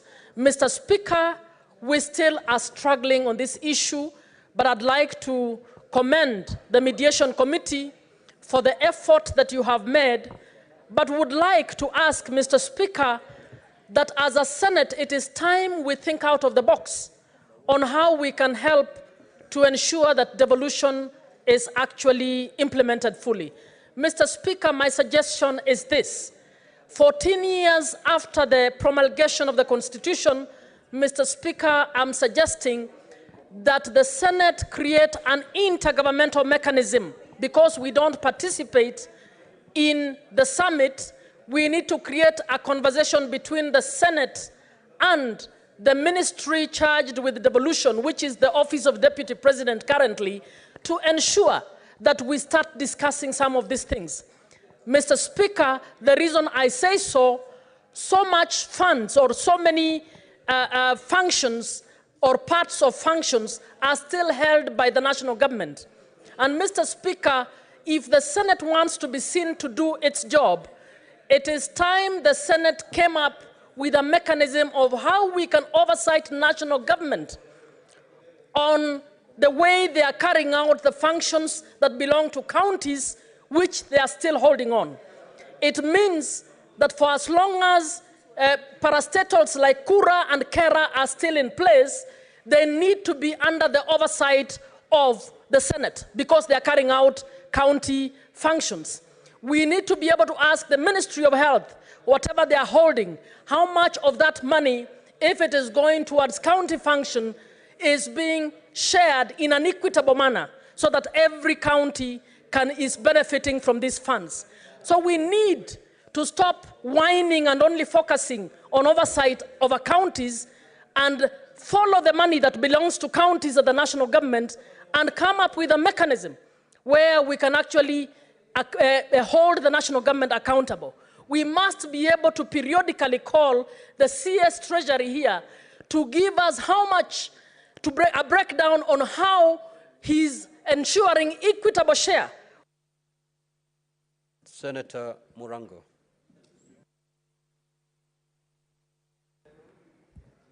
Asante sana mstahiki Spika, na mimi ningetaka kujiunga na wenzangu kuunga mkono mswada ulio mbele yetu siku ya leo. Nafurahi kusema ya kwamba nikiangalia pesa ambazo zinaenda kwa county ya Kirinyaga ambayo mimi ni senator, ni kwamba wako na nyongeza kubwa sana katika mwaka huu. Naona kwamba katika mgao wa kawaida wako na zaidi ya bilioni 5. Conditional grants wako na milioni 36. Na tukiangalia mwaka uliopita ambao walipata bilioni 5.4, saa hii naona watapata bilioni 6.8. Mstahiki Spika, katika nyongeza ya mwaka huu ya pesa, ningetaka kuona hospitali zenye zimekuwa kwa muda hazija maliziwa kujengwa zijengwe. Ningependa kuona hospitali zahanati ya Kiandieri, Kiaritha, Ngoka, Gatwe zote zikifanya kazi kwa sababu watu wetu wanaumia. Ningetaka kuona miundo msingi, ningetaka kuona daraja kama zile za Kibukore ambazo zilijengwa na county na mbao, imewekwa chuma ili watoto wetu wawe na usalama wakati wanavuka kwenda na kurudi shuleni. Ningependa kuona madawa katika hospitali zetu. Ningependa nikiuliza swali nijibiwe kama seneta, kwa sababu saa hii tuko pamoja wakati tunatafuta pesa, lakini wakati tunapeleka pesa mashinani huwa tunachukuliwa kama tingatinga ambao linatengeneza barabara, ikiisha inabebwa isiharibu barabara. Ningependa mstahiki Speaker, wale ambao wanjalipwa pesa zao ambao wakandarasi walifanya kazi katika kaunti ya Kirinyaga waweze kulipwa pesa zao, wengine vitu zao zimeuzwa na mandalali ili waweze kurudisha maisha yao ikiwa sawa. Ningependa nione pesa ambao za basari ambao zinapewa wanafunzi wetu imeongezeka ili waweze kupewa pesa ambayo inaweza kufanya waende shuleni. Mstahiki Speaker, seneta kazi yake kubwa ni hii tunafanya siku ya leo, kuangalia kwamba county wanapata pesa zao. Sisi ni kama mbamba ambayo anaenda anarudisha mkate katika county, watoto waweze kupikiwa na kula. Ningeuliza mangavana wote wa Kenya nzima, pesa tumezileta, zipikeni na muhakikisha kwamba zimefikia wale wananchi ambao sisi tumewatumikia. Tunaweza kuwa sitapeana basari moja kwa moja, inaweza kuwa sitafanya maendeleo moja kwa moja, lakini tumehusika pakubwa kuhakikisha kwamba pesa zimefikia wananchi. Asante sana mstahiki Speaker. Senator Faki, what is your intervention? I note that it is now 4:30. I beg that the mover replies. Thank you.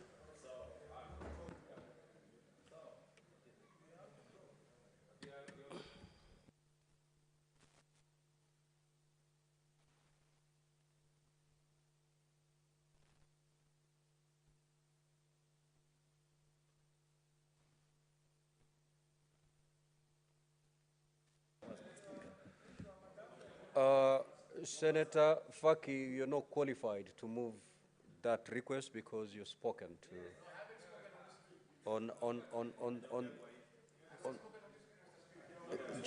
just confirm with the handset.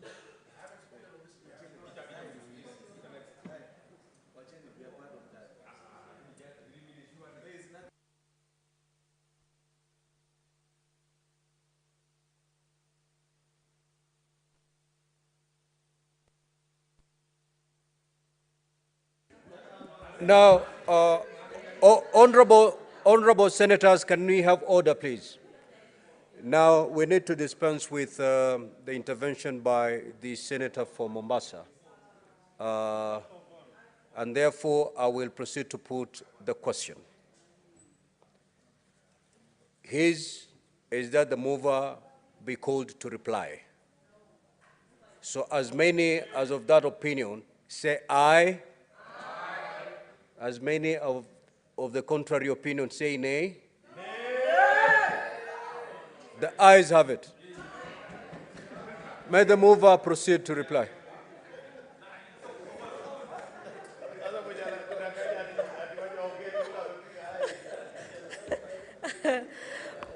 Thank you, Mr. Speaker.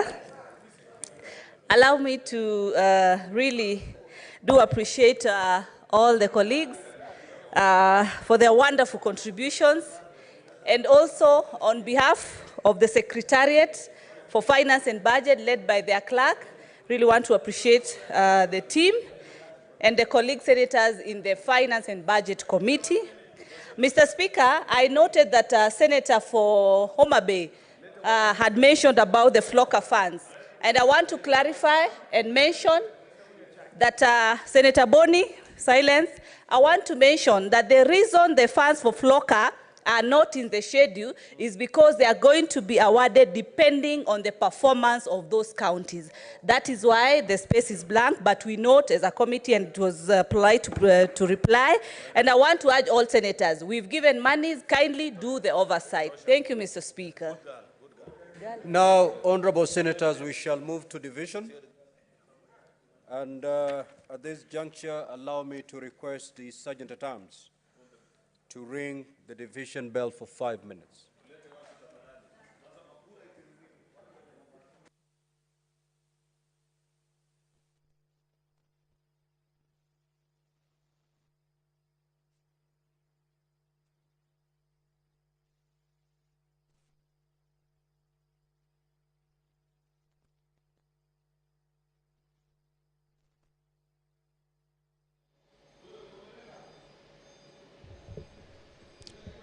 Well, that is the division bill currently underway. And this is with regards to the county government's additional allocations bill, Senate Bill number 19 of 2024, a bill that is at its second reading stage on the floor of the Senate. And this is a bill that seeks to make provisions for the transfer of conditional allocations from national government's share of revenue and from development partners to the county governments for the financial year 2024. Just before that division bill, senators were considering this bill. Remember, it comes along the county allocation of revenue bill, Bill number 25 of 2024. This is a bill that looks at the allocation of monies within the county governments, and the county governments in the county allocation of revenue shareable amount is 400.1 billion shillings. But in addition to that comes the county government's additional allocation bill, which will see counties receive more than or an extra amount compared to what has been given in the county allocation of revenue bill, commonly referred to as CARA. And we have seen members participate in this particular bill, with the majority expressing gratitude for that particular allocation, mostly indicating that it is an increase with regards to what was allocated to them in the last financial year. Of course, calls have been made to the county government bosses, those are governors, to ensure that the monies that are being allocated, remember this is a mandate that has been bestowed to the Senate. This is according to the Constitution, that the Senate will be seeing the workings and performances of the county governments in terms of oversight, as well as allocation of monies for the running of the county governments. So calls have been made to the governors to be able to ensure that the money is put into prudent use, to focus or allocate the monies on various sectors that are still lagging behind in terms of development in the county governments or in their devolved units. Remember, this is for the allocation of the 2024-2025 financial year. And of course, ahead of the budget, then these are steps that need to be taken for that money to be released once the financial year starts, and for the members to be able to, or rather for the county governments to be able to function with the allocations. That is the division bill underway. Remember, it is the county government's additional allocations, with the members set to take a vote on that. Allow me to hand you over to this process.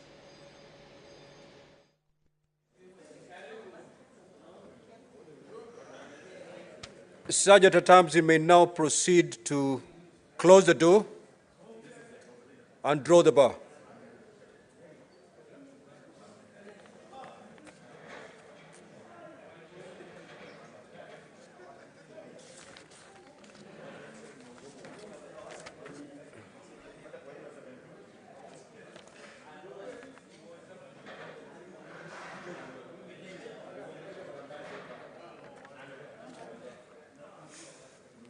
Now, order, honorable senators, majority leader. We'll proceed with division on order number 9 and 10. So, clerk, please proceed to call those orders.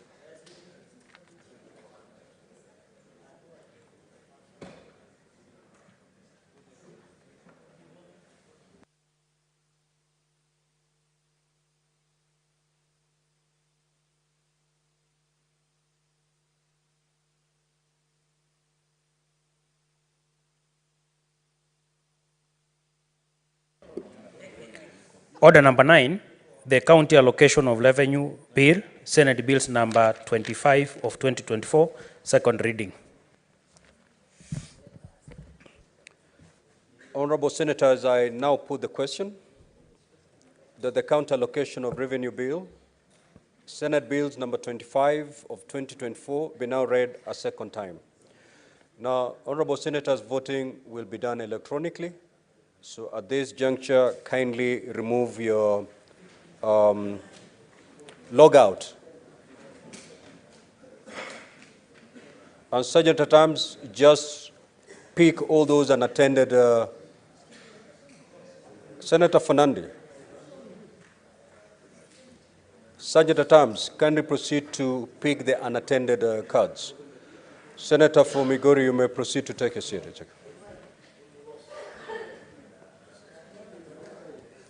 Sergeant at Arms, if you're done, kindly give me a signal so that we proceed to the next step.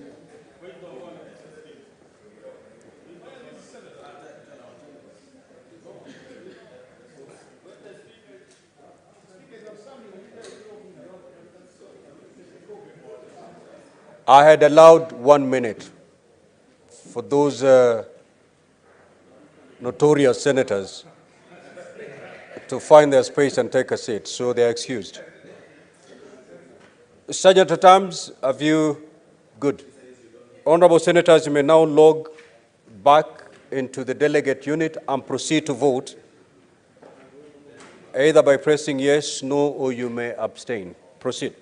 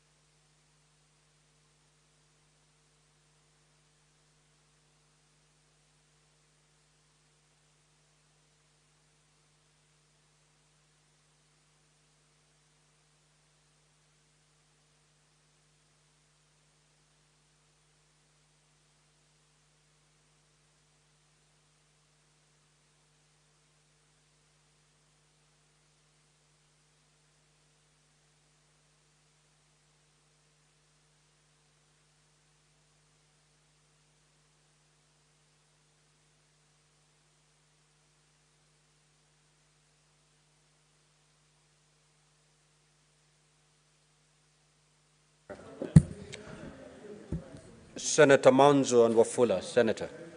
Senator for Bungoma, take your seat. Now the results of the division as follows.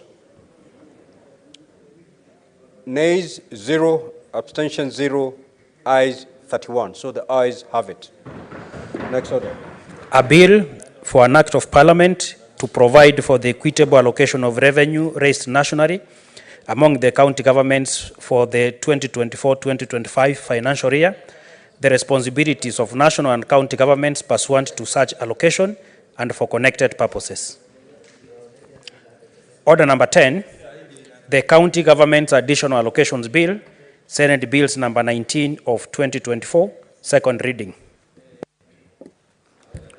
Honorable Senators, I proceed to put the question that the County Government's Additional Allocations Bill, Senate Bills number 19 of 2024, be now read a second time. You may proceed to vote.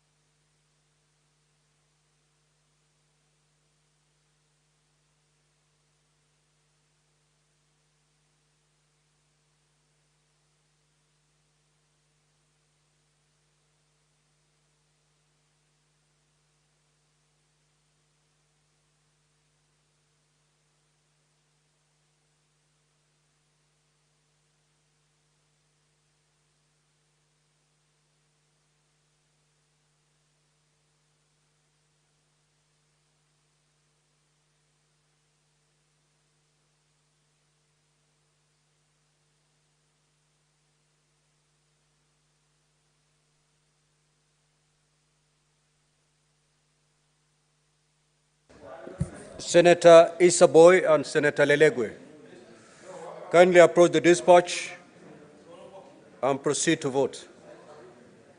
Senator Lelegwe, proceed to vote at the dispatch.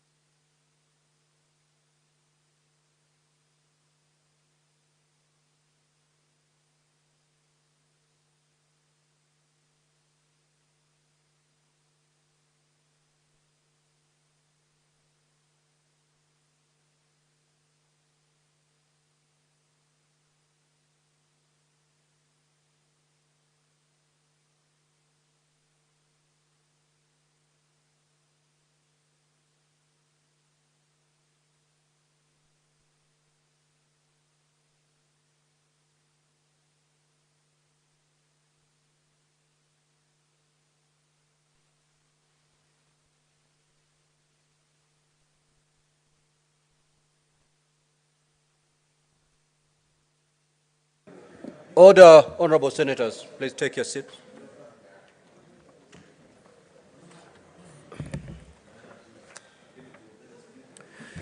The results of the division are as follows.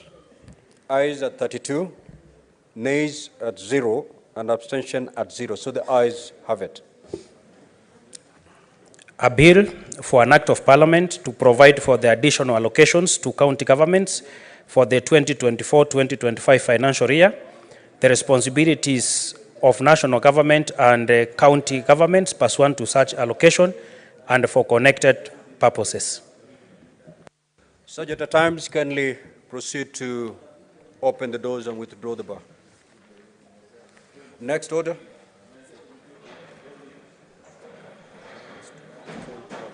Okay.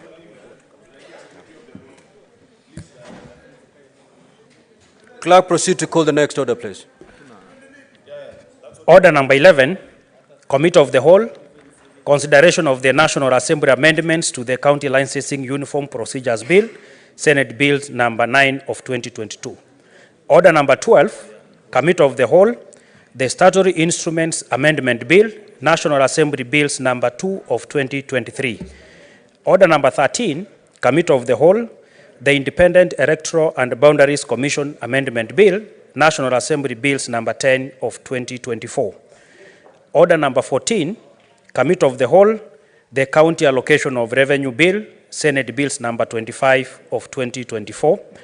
Order number 15, Committee of the Whole, the County Government's Additional Allocations Bill, Senate Bills number 19 of 2024.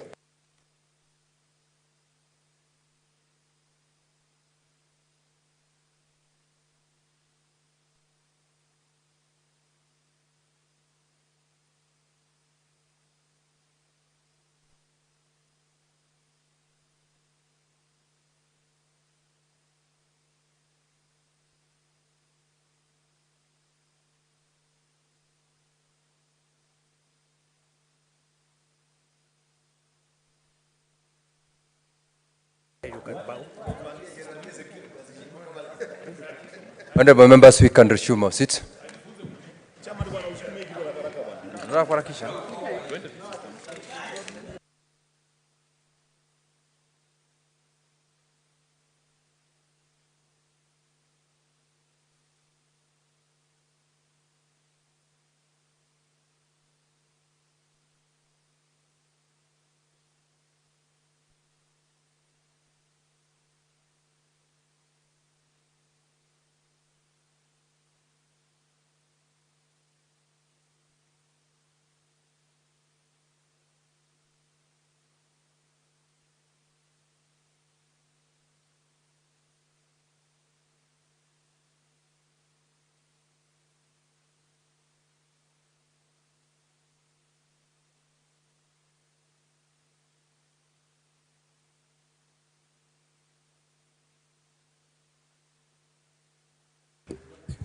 Honorable members, let's now go back to the Committee of the Whole. We are going to consider the National Assembly amendment to the County Licensing Uniform Procedure Bill, Senate Bills number 9 of 2022.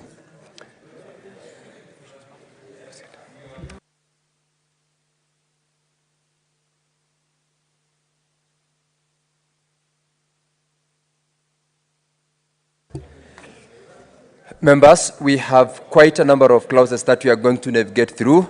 We will thereafter, upon going through all the clauses, go to division. Order members, Senator Murango, Senator Seki, Senator Lelengwe, please resume your seats. Senator Eddy. National Assembly Amendment to Clause 2. Honorable members, I call upon the mover, the chairperson, Standing Committee on Trade, Industrialization and Tourism, Senator Seki, to move. I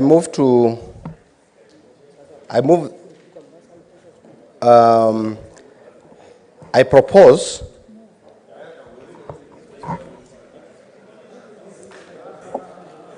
ni wapi ni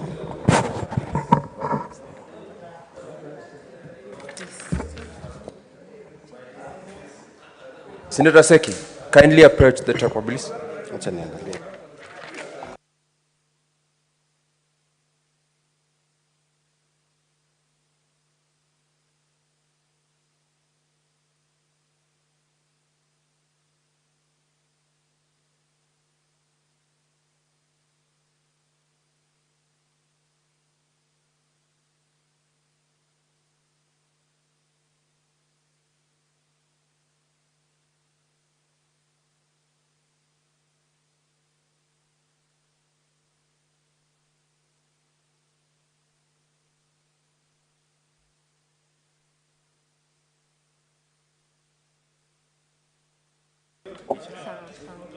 Senator Dulo, Majority Leader, kindly, let's be in order. Senator Seki, proceed. Thank you, Chair.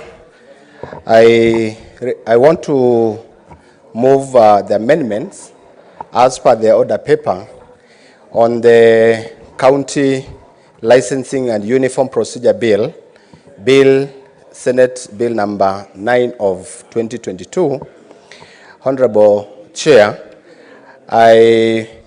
we interacted as a committee on a number of clauses and amendments from the National Assembly, and the entire committee accepted with the amendments as per the order paper. Thank you, Honorable Chair. I move.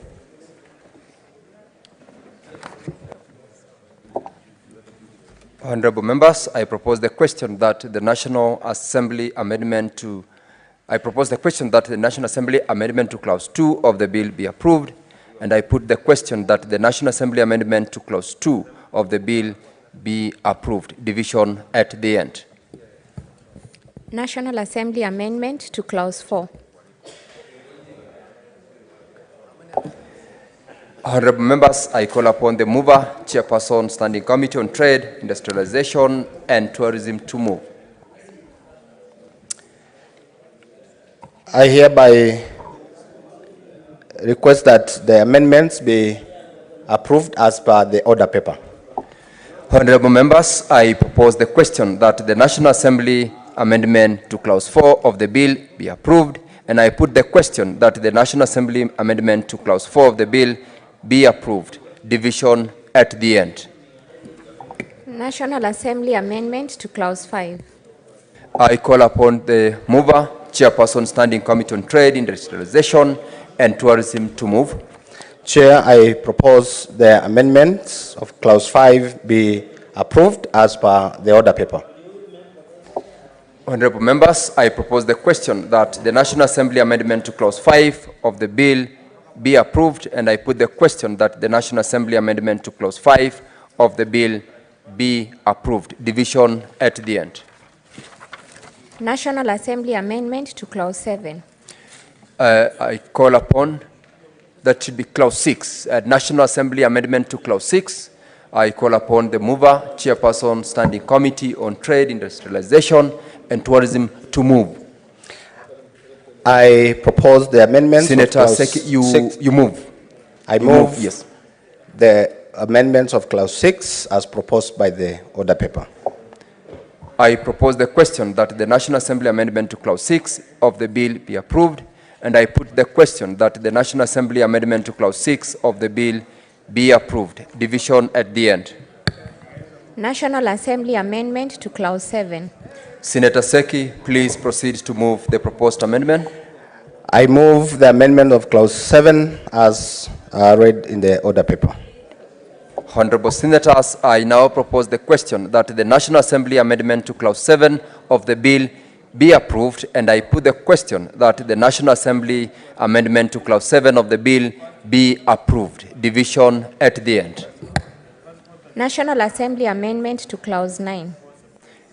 Senator Seki, proceed to move the proposed amendment. I propose to move the amendments to Clause 9 as proposed by the order paper. Honorable Senators, I propose the question that the National Assembly amendment to Clause 9 of the bill be approved, and I put the question that the National Assembly amendment to Clause 9 of the bill be approved. Division at the end. National Assembly amendment to Clause 10. Senator Seki, proceed to move the proposed amendment. I propose to move the amendments to clause 10 as proposed by the order paper. Honorable members, I now propose the question that the National Assembly amendment to clause 10 of the bill be approved, and I put the question that the National Assembly amendment to clause 10 of the bill be approved. Division at the end. National Assembly amendment to clause 11. Honorable Senator Seki, proceed to move the proposed amendment. I propose to move the amendments to clause 11 as proposed in the order paper. Honorable Senators, I propose the question that the National Assembly amendment to clause 11 of the bill be approved, and I put the question that the National Assembly amendment to clause 11 of the bill be approved. Division at the end. National Assembly amendment to clause 14. Honorable Senator Seki, proceed to move the proposed amendment to clause 14. I propose to move the amendments to clause 14 as proposed in the order paper. Honorable Senators, I propose the question that the National Assembly amendment to clause 14 of the bill be approved, and put the question that the National Assembly amendment to clause 14 of the bill be approved. Division at the end. National Assembly amendment to clause 15. Senator Seki, move the proposed amendment. I propose to move the amendments to clause 15 as read in the order paper. Honorable Senators, I propose the question that the National Assembly amendment to clause 15 of the bill be approved, and put the question that the National Assembly amendment to clause 15 of the bill be approved. Division at the end. National Assembly amendment to clause 17. Chairperson Trade, proceed to move the proposed amendment. I propose to move the amendments to clause 17 as proposed in the order paper. Honorable members, I propose the question that the National Assembly amendment to clause 17 of the bill be approved, and put the question that the National Assembly amendment to clause 17 of the bill be approved. Division at the end. National Assembly amendment to clause 20. Chairperson Trade. I propose to amend the amendments to clause 20 as proposed in the order paper. Honorable members, I propose the question that the National Assembly amendment to clause 20 of the bill be approved, and put the question that the National Assembly amendment to clause 20 of the bill be approved. Division at the end. National Assembly amendment to clause 24. Senator Seki, move the proposed amendment. I propose to amend the amendments to clause 24 as proposed in the order paper. Honorable members, I now propose the question that the National Assembly amendment to clause 24 of the bill be approved, and put the question that the National Assembly amendment to clause 24 of the bill be approved. Division at the end. National Assembly amendment to clause 29. Chairperson Trade Committee, proceed to move the proposed amendment. I propose to move the amendments to clause 29 as proposed in the order paper. I now propose the question that the National Assembly amendment to clause 29 of the bill be approved, and put the question that the National Assembly amendment to clause 29 of the bill be approved. Division will be at the end.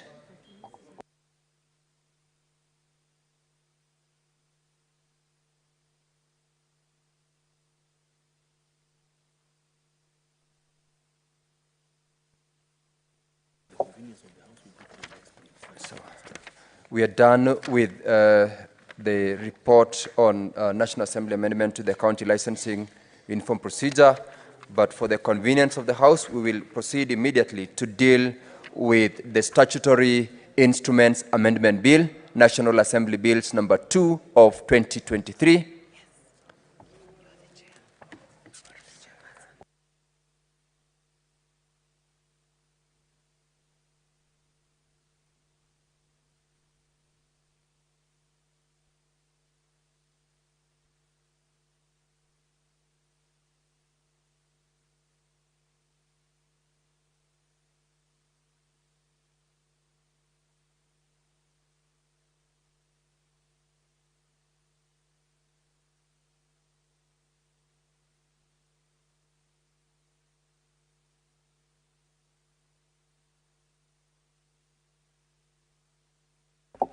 Senator Fatuma Dulo, please approach the chair.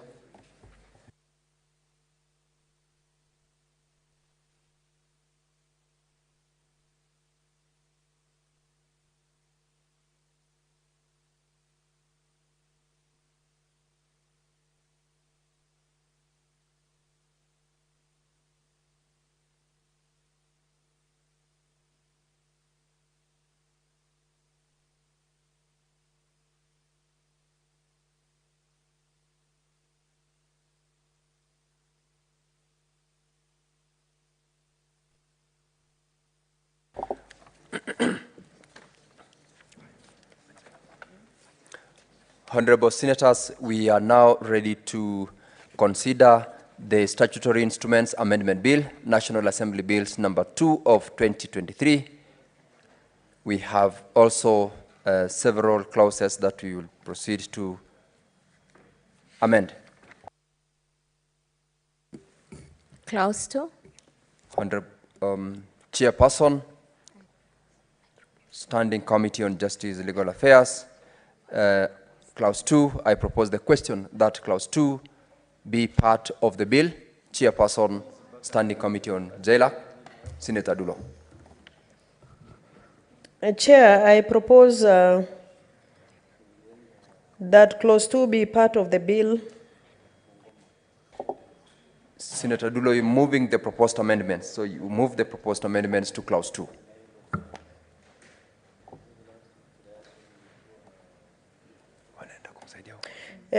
Chair, I propose that Clause 2 of the bill be amended by deleting the proposed new subsection 5, substituting therefore the following new subsection.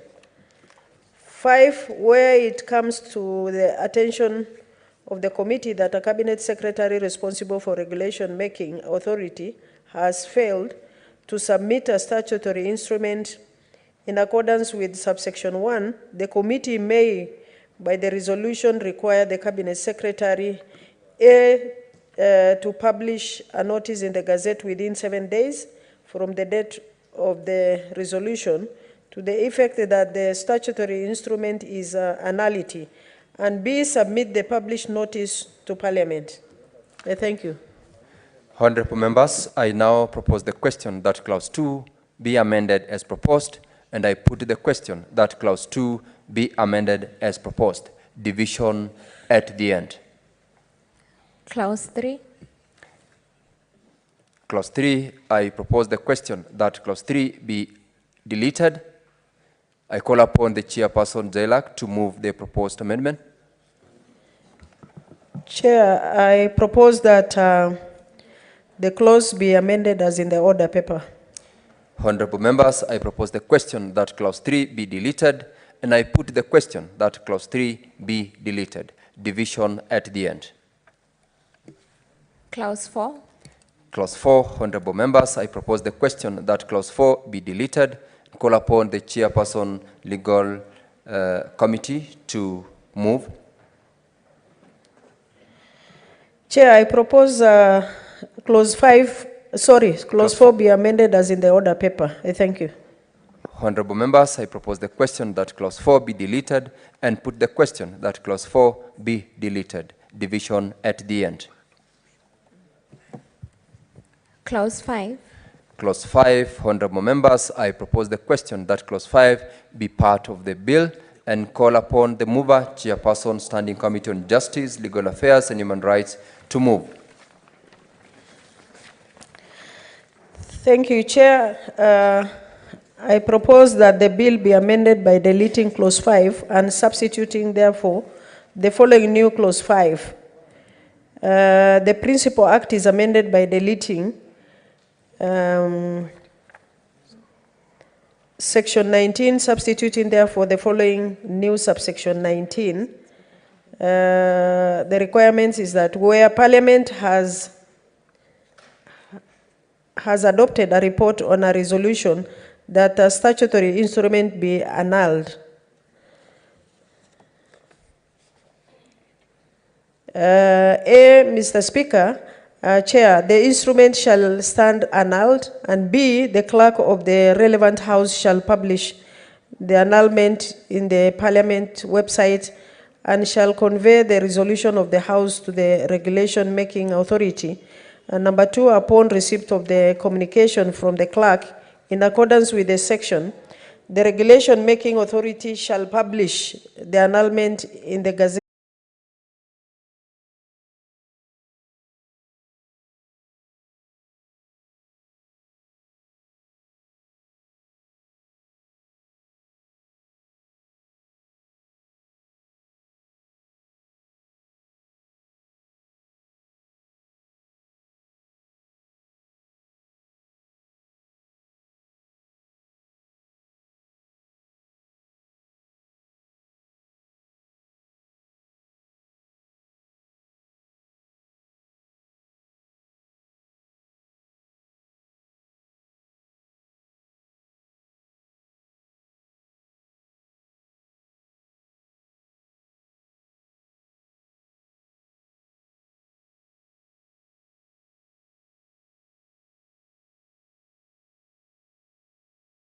as proposed.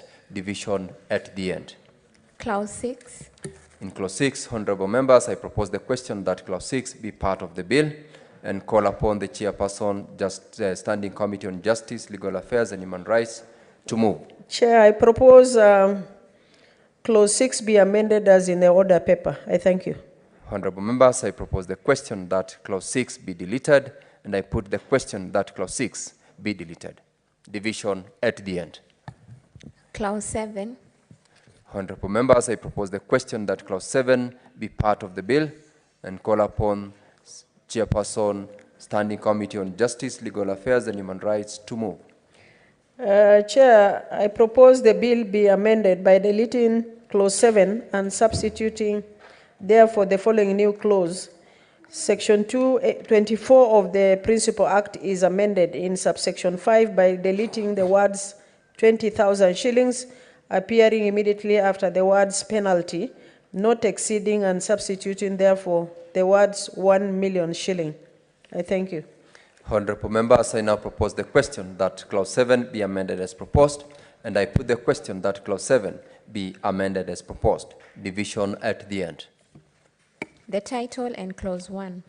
Honorable members, I propose the question that the title and clause 1 be part of the bill, and I put the question that the title and clause 1 be part of the bill. Division at the end.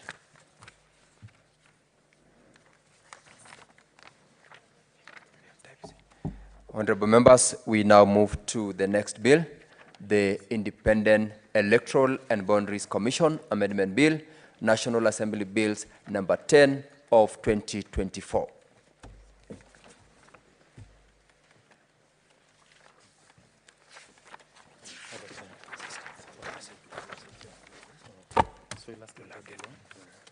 Senator Fatuma Dulo, could you please approach the chair?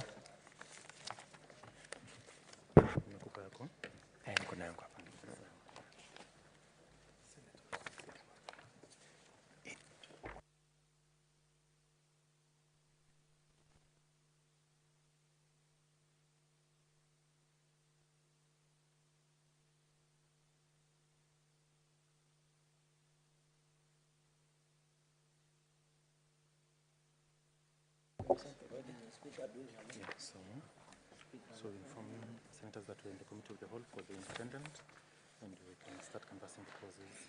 So, honorable members, we are now in the committee of the whole on the Independent Electoral and Boundaries Commission Amendment Bill, National Assembly Bills number 10 of 2024. We shall start to consider the amendments to the various clauses. Clause 3. Clause 3, honorable members, I propose the question that clause 3 be part of the bill and call upon the chairperson, Standing Committee on Justice, Legal Affairs and Human Rights to move the proposed amendment. Senator Fatuma Dulo. Chair, I propose that the bill be amended by deleting clause 3 and substituting therefore the following new clause. Section 6 of the Principal Act is amended in subsection 2C by deleting the introductory clause and substituting therefore the following new clause. C has proven knowledge and at least 10 years experience in any of the following fields, and B by inserting the following new subparagraphs immediately after subparagraph 6. Roman 7, information and communication technology, and Roman 8, accounting. I thank you. Honorable members, I now propose the question that clause 3 be amended as proposed, and I put the question that clause 3 be amended as proposed. Division at the end. Clauses 4, 5, and 6. Honorable senators, I propose the question that clauses 4, 5 part of the bill, and I put the question that clauses 4, 5, and 6 be part of the bill. Division at the end. Clause 7. Honorable members, I propose the question that clause 7 be part of the bill and call upon the chairperson, Standing Committee on Justice, Legal Affairs and Human Rights to move the amendment. Chair, I propose the bill be amended in the proposed new A, Section 24B5 by inserting the words "in each House of Parliament" immediately after the words "Parliamentary Committee." B, Section 24B6, Roman 1 by inserting the words "in each House of Parliament" immediately after the words "Parliamentary Committee." And 3, Roman 2 by deleting the words "the National Assembly" appearing immediately after the words "the report in," and substituting therefore the words "the respective House of Parliament." C, Section 24B, subsection 7, by inserting the words "and the Senate" immediately after the words "the National Assembly." D, Section 24B, subsection 8, by inserting the words "and the Senate" immediately after the words "the National Assembly." And C, Section 24B, subsection 9, by inserting the words "or the Senate" immediately after the words "the National Assembly." Thank you. Thank you, Senator Dulo. We had a further amendment to clause 7 that ought to have been moved by Senator Osotsi, and in his absence, honorable members, that further amendment is hereby dropped. I therefore propose the question that clause 7 be amended as proposed, and I put the question that clause 7 be amended as proposed. Division at the end. Clause 8. I propose the question that clause 8 be part of the bill, and I put the question that clause 8 be part of the bill. Division at the end. Clause 9. Honorable members, I propose the question that clause 9 be part of the bill. This is similarly an amendment that the mover is supposedly Senator Godfrey Osotsi. In his absence, therefore, this particular proposal for amendment is dropped. Proceed. Clauses 10 and 11. I propose the question that clauses 10 and 11 be part of the bill, and I put the question that clauses 10 and 11 be part of the bill. Division at the end. Clause 2. I propose the question that clause 2 be part of the bill, and I call upon the chairperson, Standing Committee on Justice, Legal Affairs and Human Rights, to move the proposed amendment. I propose amendment to clause 2, A, by inserting the following new paragraph immediately after paragraph E. G, in the definition of the word "parliamentary committee" by inserting the words "and Senate" immediately after the words "the National Assembly." And B, in paragraph F, in the proposed new definition of the word "parliamentary party" by inserting the words "and Senate" immediately after the words "the National Assembly." I thank you. I now propose the question that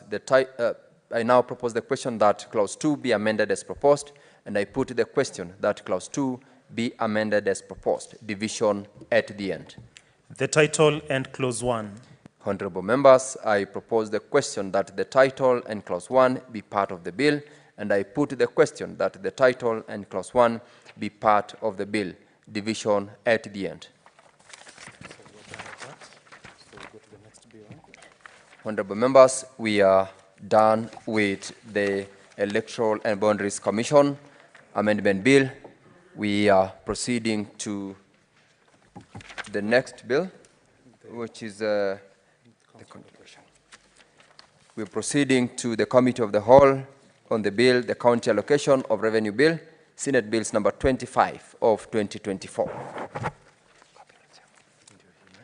So we only have 2 amendments to the schedule. First and second schedule. The mover of the amendments will be the Vice Chairperson, Finance and Budget, Senator Godfrey.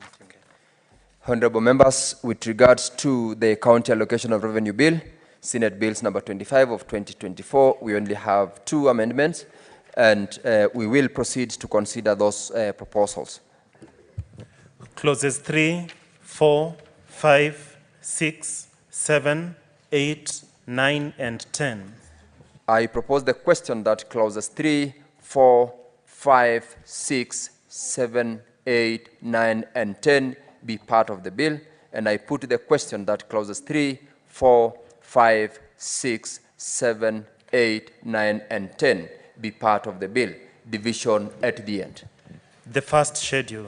Honorable members, I propose the question that the first schedule of the bill be part of the bill and call upon the chairperson standing committee on finance and budget to move the proposed amendments.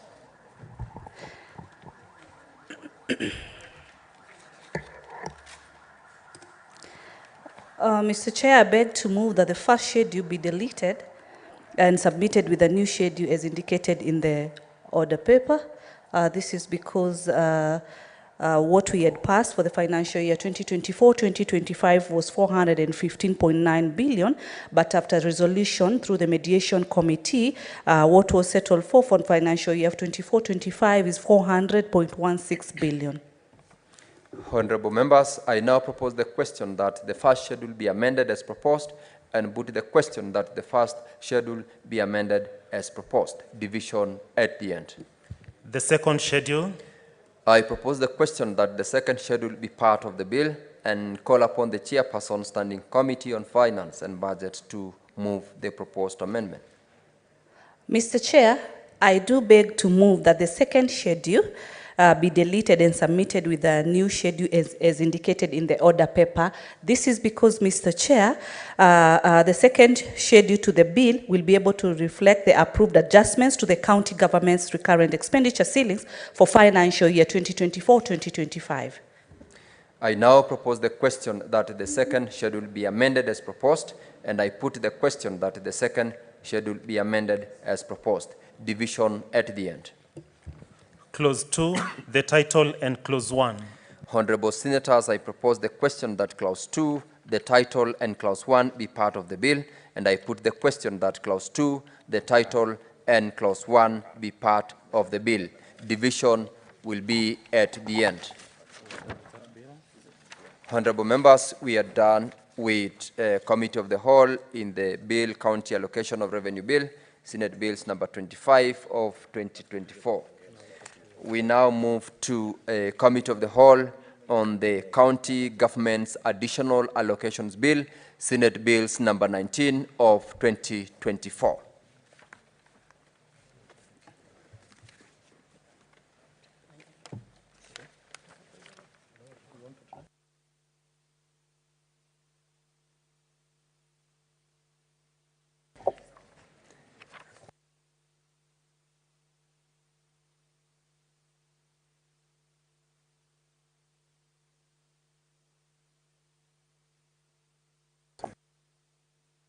Honorable members, we are now dealing with the County Government's Additional Allocation Bill, Senate Bills number 19 of 2024. We have got 4 amendments to be moved, and we will proceed to deal with this particular bill. Clause 3. I propose the question that clause 3 be part of the bill, and I put the question that clause 3 be part of the bill. Division at the end. Clause 4. Honorable members, I propose the question that clause 4 be part of the bill and call upon the mover, the chairperson standing committee on finance and budget, to move the proposed amendments. Mr. Chair, I beg to move that clause 4 be amended as proposed in the order paper, Mr. Speaker. Mr. Chair, this is to ensure that the law expressly states that all additional allocations, both conditional and unconditional, are included in respective county government appropriation bills, including all allocations for the supplement for county headquarters. I propose the question that clause 4 be amended as proposed, and I put the question that clause 4 be amended as proposed. Division at the end. Clause 5. Honorable members, I propose the question that clause 5 be part of the bill and call upon the mover, the chairperson standing committee on finance and budget, to move the proposed amendments. Chair, I beg to move that the clause 5 be amended as proposed in the order paper. I now propose the question that clause 5 be amended as proposed, and I put the question that clause 5 be amended as proposed. Division at the end. Clauses 6, 7, and 8. I propose the question that clause 6, clause 7, and clause 8 be part of the bill, and I put the question that clause 6, clause 7, and clause 8 be part of the bill. Division at the end. The first schedule. Honorable members, I propose the question that the first schedule be part of the bill and call upon the chairperson standing committee on finance and budget to move the proposed amendments. Mr. Chair, I beg to move that the first schedule be amended as proposed in the order paper. I propose the question that the first schedule be amended as proposed and put the question that the first schedule be amended as proposed. Division at the end. The second schedule. Honorable members, I propose the question that the second schedule be part of the bill, and I put the question that the second schedule be part of the bill. Division at the end. The third schedule. I propose the question that the third schedule be part of the bill and put the question that the third schedule be part of the bill. Division at the end. The fourth schedule. I propose the question that the fourth schedule be part of the bill and call upon the chairperson standing committee on finance and budget to move the proposed amendments. Mr. Chair, I beg to move that the third schedule be amended as proposed in the order paper. The fourth schedule. Mr. Speaker, I beg to move that the fourth schedule be amended as proposed in the order paper. I now propose the question that the fourth schedule be amended as proposed, and I put the question that the fourth schedule be amended as proposed. Division at the end. Clause 2, the title, and Clause 1. I propose the question that Clause 2, the title, and Clause 1 be part of the bill, and I put the question that Clause 2, the title, and Clause 1 be part of the bill. Division at the end.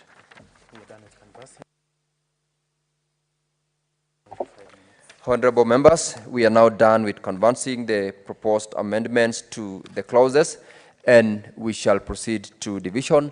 Division bell be rung for 5 minutes. Sergeant at Arms, proceed.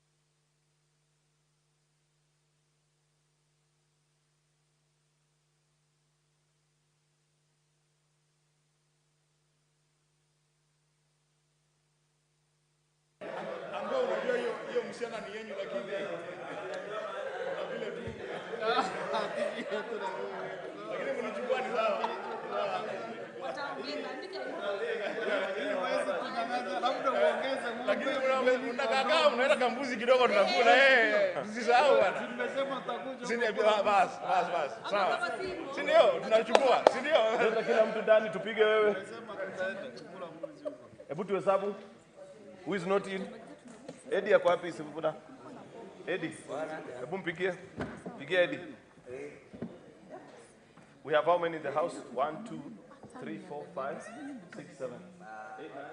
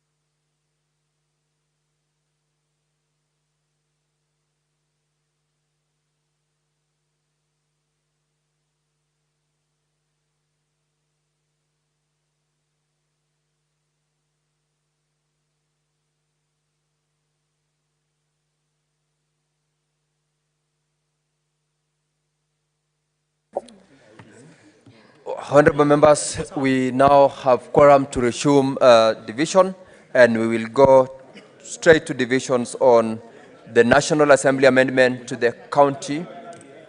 Honorable members.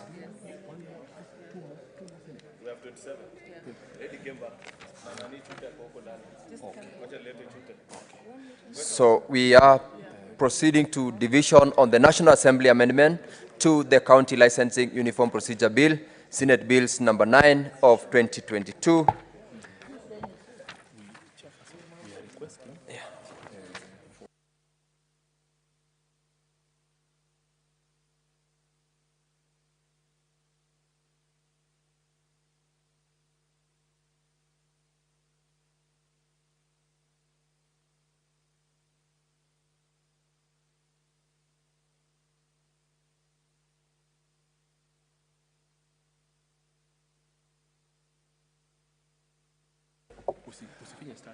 Now, honorable members, I direct the Sergeant-at-Arms to draw the bar and close the door.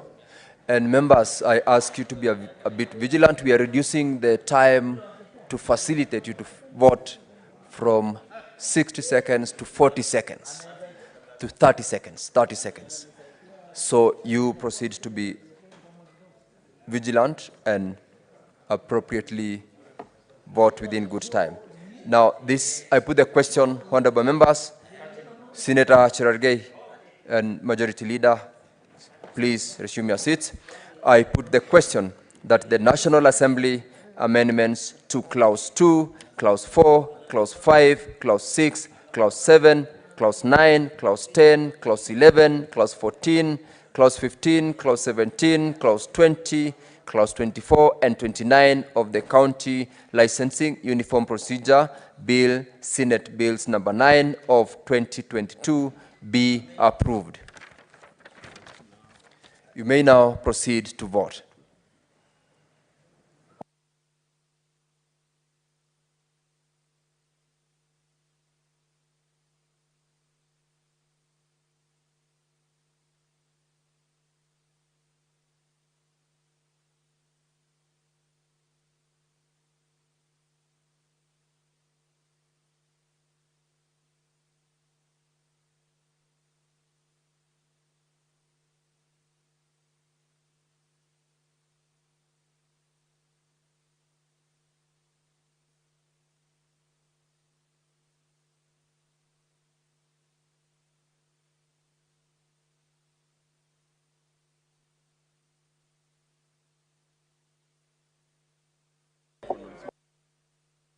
Now, honorable members, in the interest of time, we will proceed to the next vote and thereafter report on the results of voting on all the 5 bills. So we will proceed to division on the statutory instrument amendment bill, National Assembly Bills number 2 of 2023.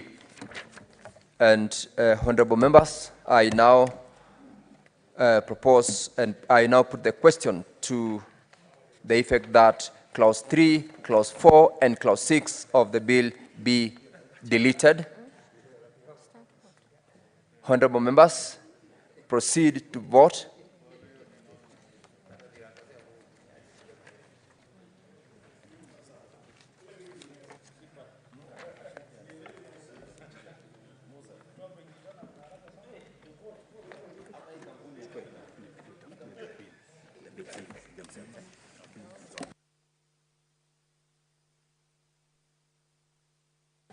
Honorable members, proceed to vote on this particular clause.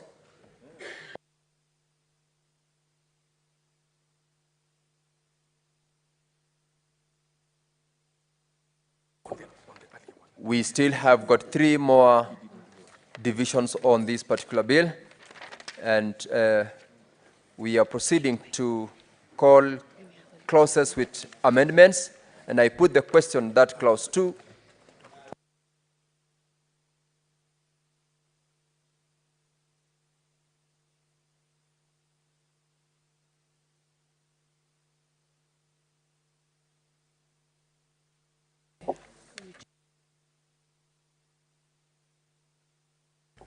Senator Wamatinga, please proceed to approach the chair.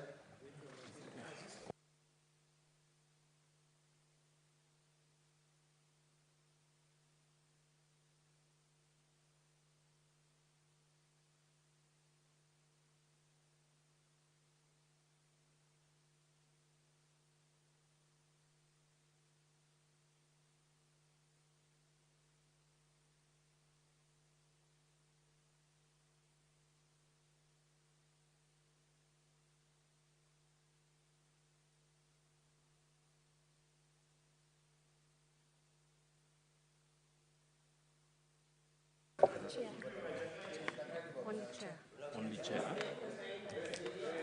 Maybe you can just vote. Actually vote this one, yeah. Only chair. In statutory instruments, the first question. So this one is okay? That's fine. That's fine. We can proceed? We can proceed. Okay. Honorable members, we are proceeding to the next question, and be ready to cast your vote. I put the question that Clause 2, Clause 5, and Clause 7 be amended as proposed. Proceed to vote.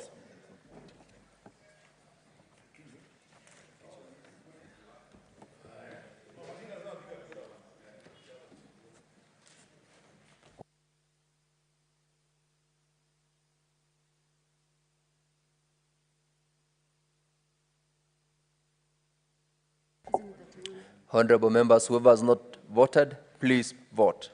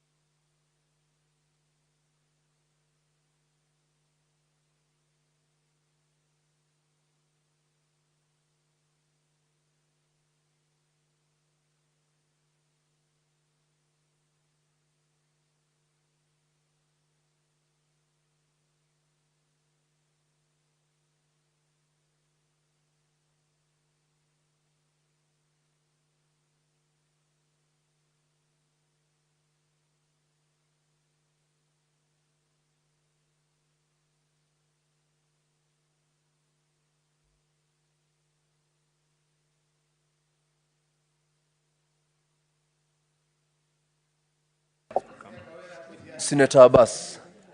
Senator Abbas, please approach the chair. No, that's Up. Jute. That's Jute. That's Jute. That's Jute. That's Jute. That's Jute. That's Jute.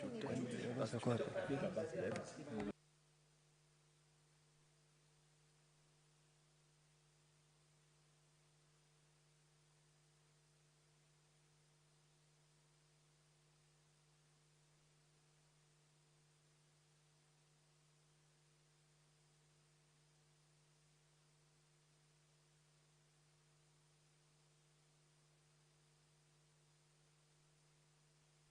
Senator Samson Cherargei, please approach the chair.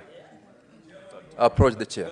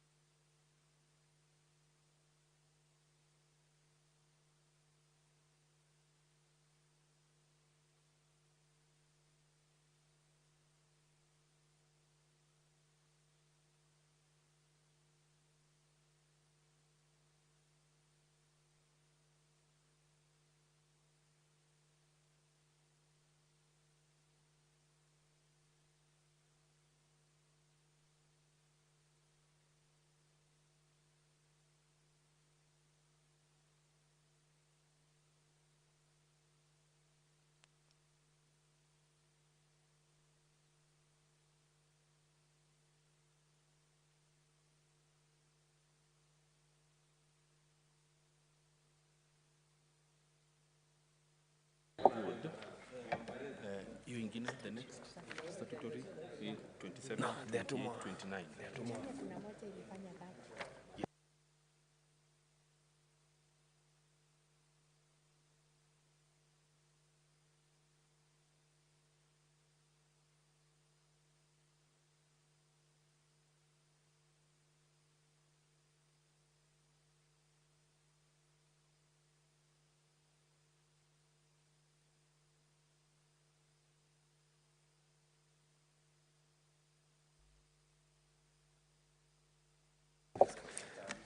Honorable members, Maybe ask Senator.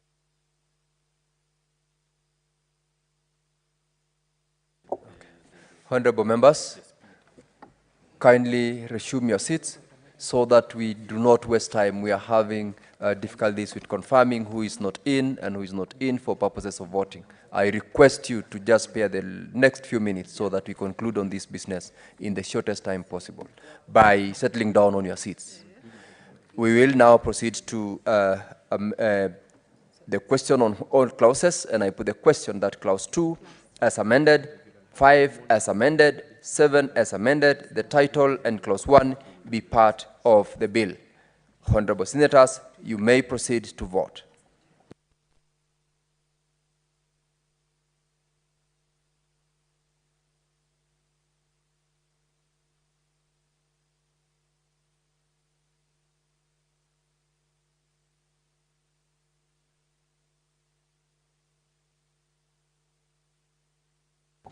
Senator Murigi.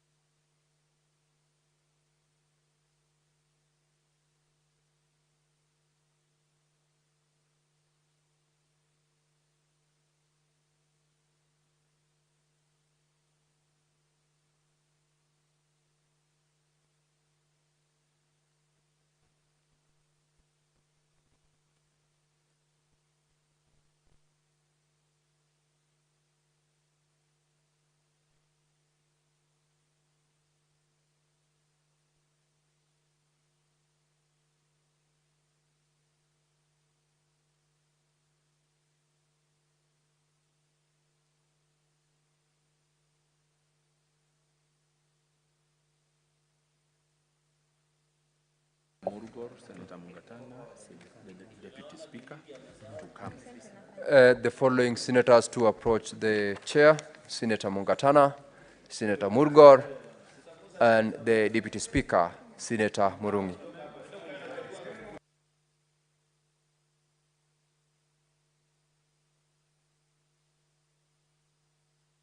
Senator Mungatana, please approach the chair. Senator Murgor, please approach the chair. The Deputy Speaker, Senator Kathuri, please approach the chair.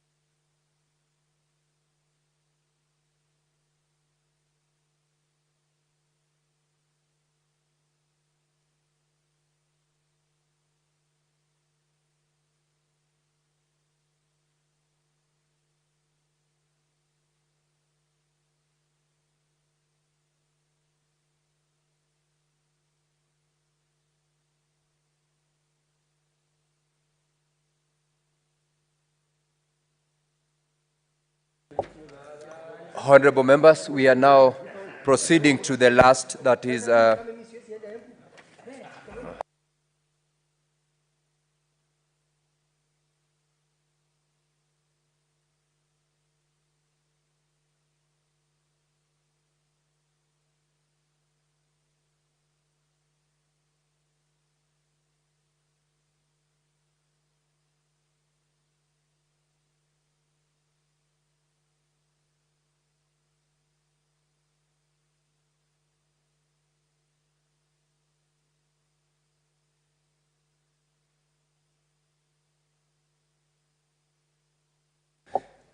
honorable members, we are going to the third division on the Independent Electoral and Boundaries Commission Amendment Bill, National Assembly Bills number 10 of 2024. And I now put the question on clauses with amendments, that clause 3, clause 7, as proposed by the chairperson, and clause 2 be amended as proposed. Honorable members, kindly proceed to vote.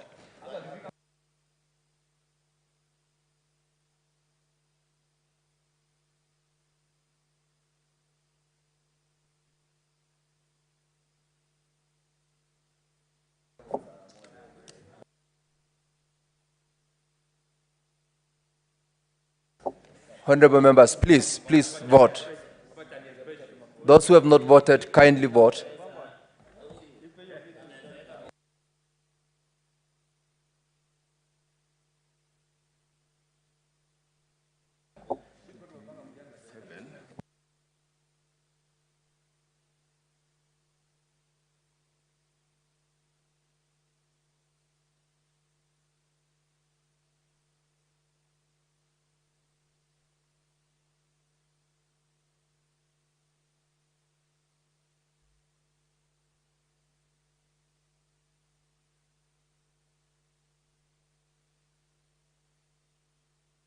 Senator Dulo, please approach the chair.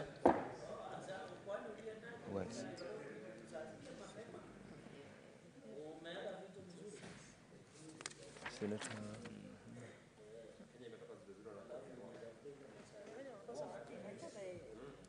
Lazima ilianguka njiani.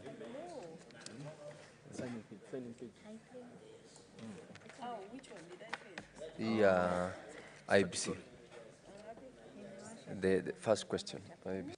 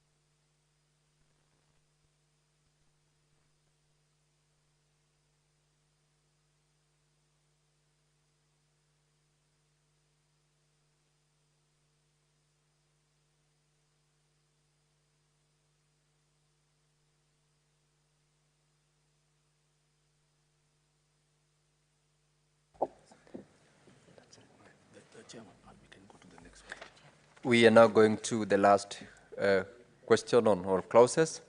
And I put the question that clause 3 as amended, clause 4, clause 5, clause 6, clause 7 as amended, clause 8, clause 10, clause 11, clause 2 as amended, the title and clause 1 be part of the bill.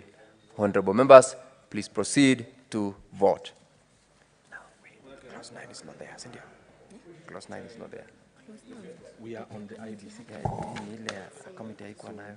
Ilikuwa ya sote. So I've left it out. That's good. Chair.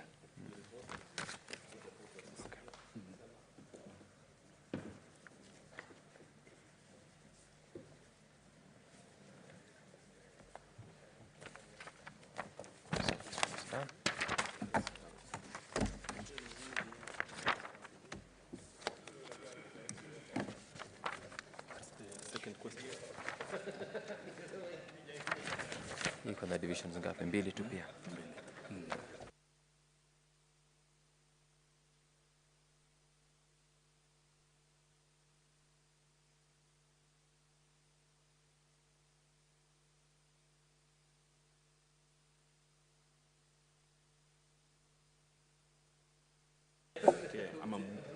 Senator Maruma, please approach the chair.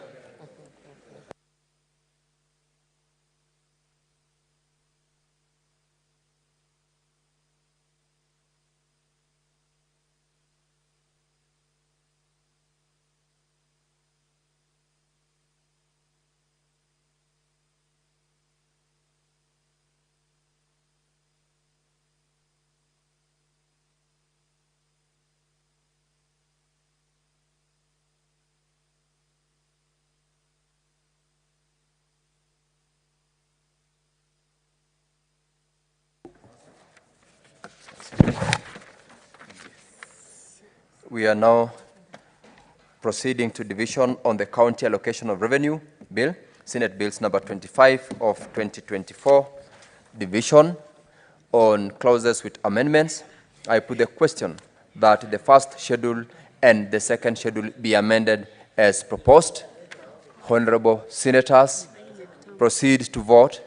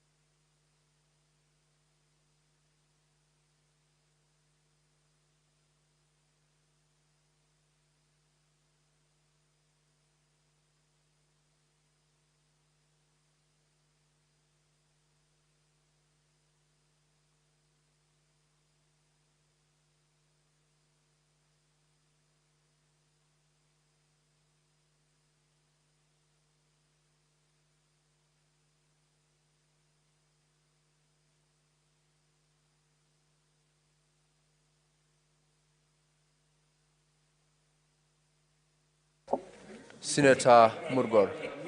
Senator Murgor. Senator Reta Murgor, please approach the chair. Senator Fatuma Dulo, please approach the chair.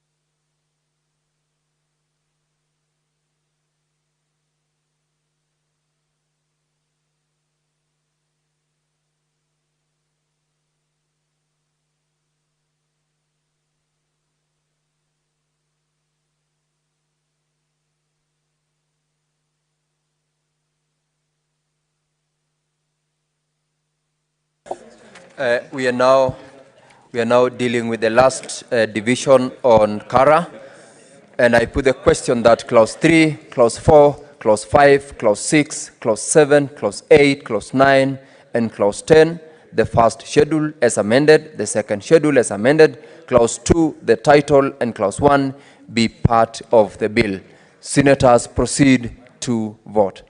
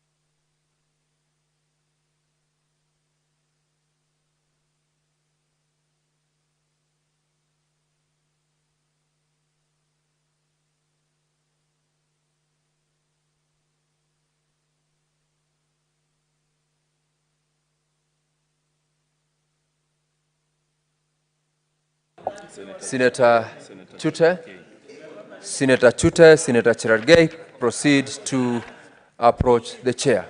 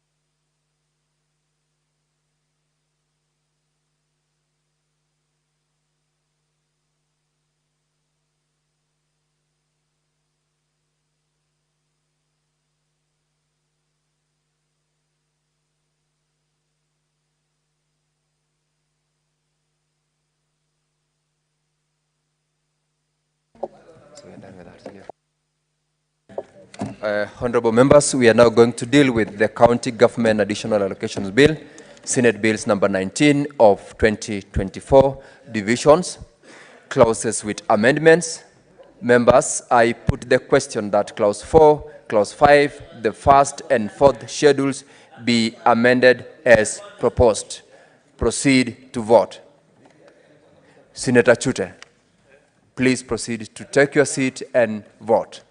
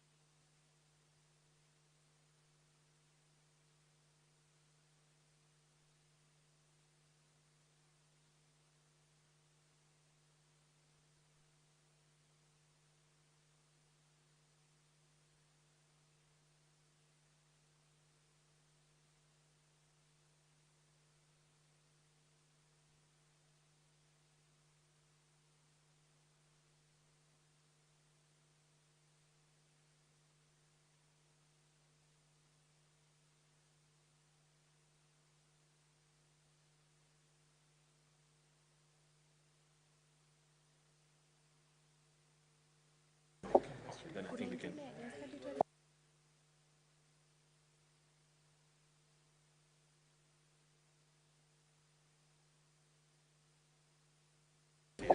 Now, honorable members, we are on the last question on division on county government additional allocations bill. And I put the question on all clauses, that clause 3, clause 4 as amended, clause 5 as amended, clause 6, clause 7, clause 8, the first schedule as amended, the second schedule, the third schedule, the fourth schedule as amended, clause 2, the title, and clause 1 be part of the bill. Honorable Senators, proceed to vote.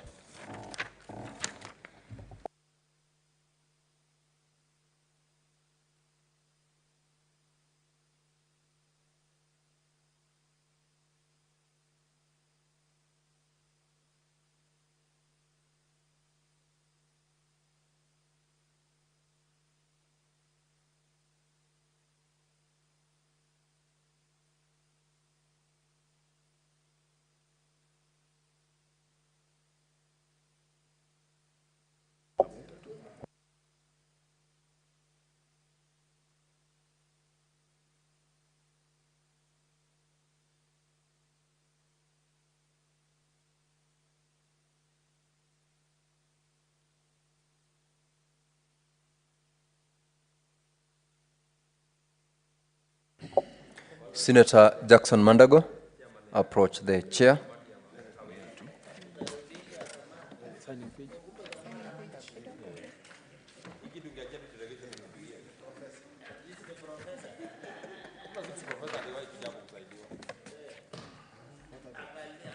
You didn't vote. You needed assistance.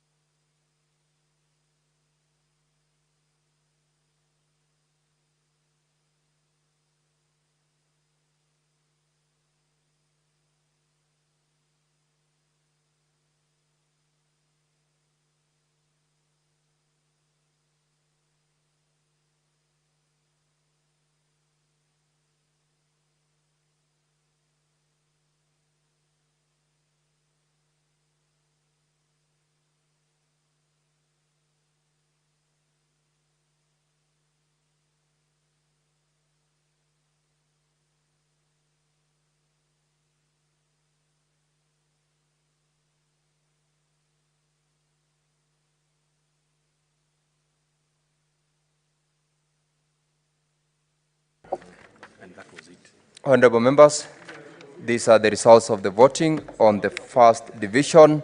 Ayes 30, nays 0, abstentions 0. The ayes have it. Sorry.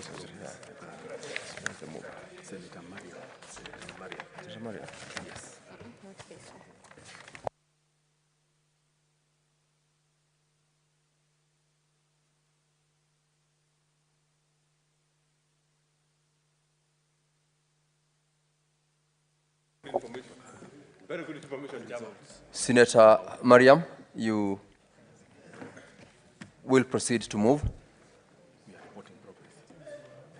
We are reporting progress on the National Assembly amendments to the County Licensing Uniform Procedure Bill, Senate Bills number 9 of 2022. Honorable Chair, I beg to move that committee to report to the Senate. It is consideration of National Assembly amendments, County Licensing Uniform Procedure Bill, Senate Bill number... Senator from Nairobi, Senator Kio, Majority Leader, and Senator Eddy. Please, let's be orderly. Proceed, Senator Mariam. Honorable Chair, I beg to move the committee to report to the Senate. It is a consideration of National Assembly Amendment County Licensing Uniform Procedure Bill, Senate Bills number 9 of 2022, and it is approval thereof. Thank you. Honorable members, I now put the question that, which is that the committee do report to the House its consideration of the National Assembly amendments, the County Licensing Uniform Procedure Bill, Senate Bills number 9 of 2022, and its approval thereof.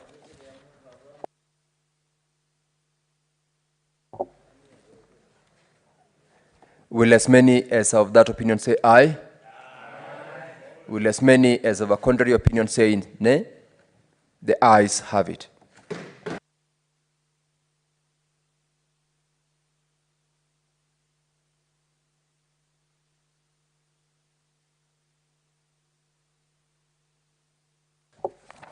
This is reporting on the second division. This is with regards to the statutory instruments amendment bill. Division 1, ayes 27, nays 0, abstention 0. The ayes have it. On division, the second division, ayes 29, nays 0, abstentions 0. The ayes have it. And lastly, on division number 3, ayes 29, nays 0, abstentions 0. The ayes have it.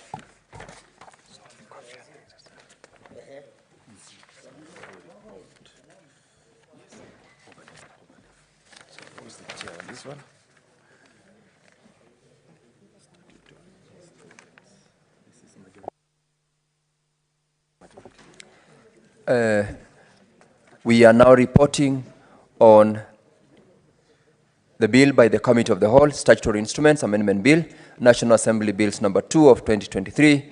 The mover, Majority Leader, proceed to move. Mrs. Chairperson, I beg to move that the committee do report to the Senate its consideration of the Independent Electoral and Boundaries Commission. Statutory instruments. Statutory instruments. I don't have that one.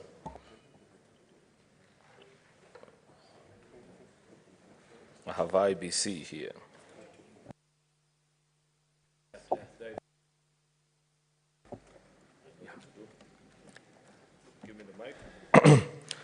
Honorable Chairperson, I beg to move that the committee do report to the Senate its consideration of the Statutory Instruments Amendment Bill, National Assembly Bill number 2 of 2023, and its approval thereof with amendments. Honorable members, I now put the question that the committee do report to the House its consideration of the Statutory Instruments Amendment Bill, National Assembly Bills number 2 of 2023, and its approval thereof with amendments. Will as many as of that opinion say aye? Aye. Will as many as of a contrary opinion say nay? The ayes have it.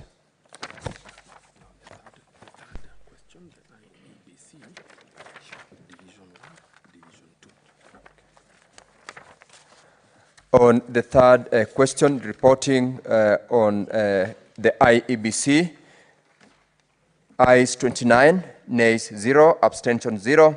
The ayes have it. And the second division, ayes 28, nays 0, abstention 0. The ayes have it.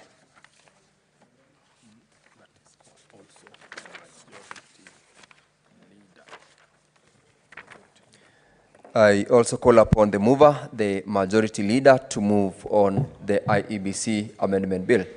Honorable Chairperson, I beg to move that the committee do report to the Senate its consideration of the Independent Electoral and Boundaries Commission Amendment Bill, National Assembly Bill number 10 of 2024, and its approval thereof with amendments.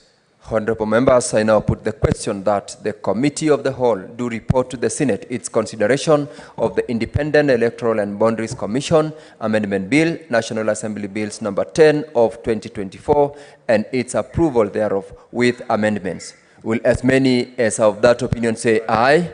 Aye. Will as many as of a contrary opinion say nay? The ayes have it.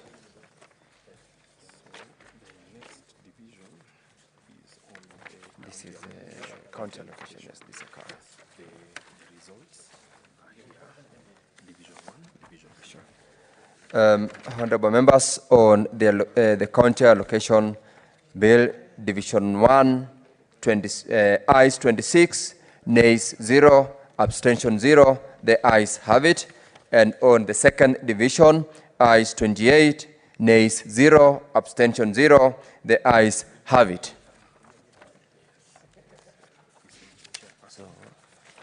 This is this one. I now call upon the chairperson the chairperson standing committee on finance, Senator Tabitha, to move.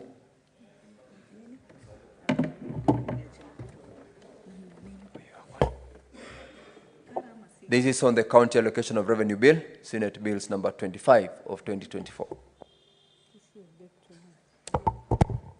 Honorable Chair, I beg to move that the committee do report to the Senate its considerations of the County Allocation Revenue Bill, Senate Bill number 25, 2024, and its approval, therefore, with amendments.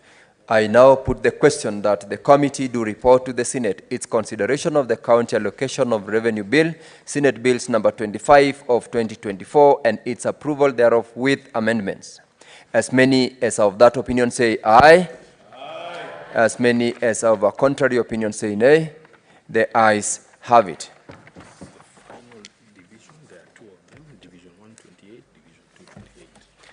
And lastly, honorable members, the final division on the first division, ayes 28, nays 0, abstention 0. The ayes have it. And on the second division, ayes 28, nays 0, abstention 0. The ayes have it. I now call upon the chairperson to move. Senator Tabitha.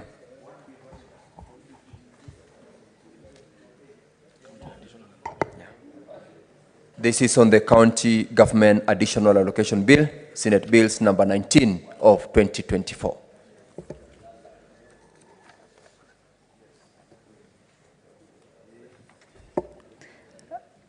Honorable Chair, I beg to move that the committee do report to the Senate its considerations of the County Additional Allocation Bill and its approval, therefore, with amendments. I now put the question that the committee do report to the Senate its consideration of the County Government's Additional Allocations Bill, Senate Bills number 19 of 2024, and its approval thereof with amendments. Will as many as of that opinion say aye? Will as many as of a contrary opinion say nay? The ayes have it.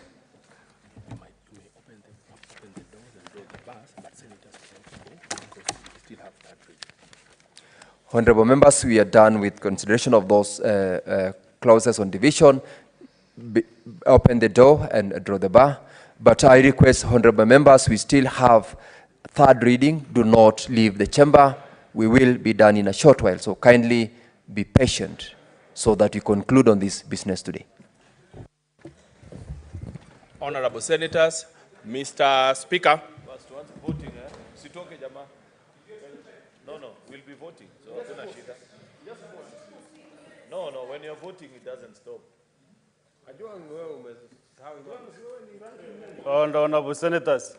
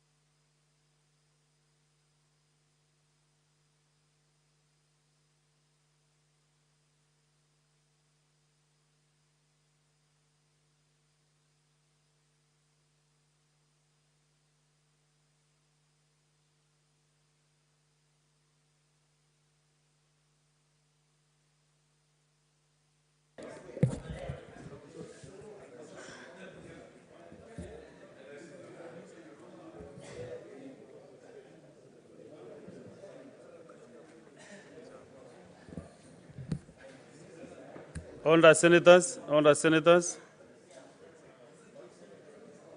we are reporting on the Committee of the Whole. Now we are considering consideration of the National Assembly amendments to the County Licensing Uniform Procedure Bill, Senate Bills number 9 of 2022. Mover.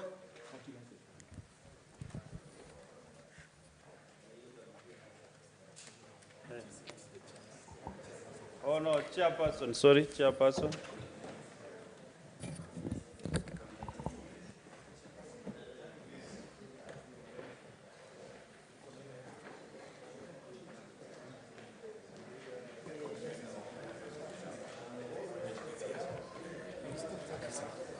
Thank you very much, Mr. Speaker, sir.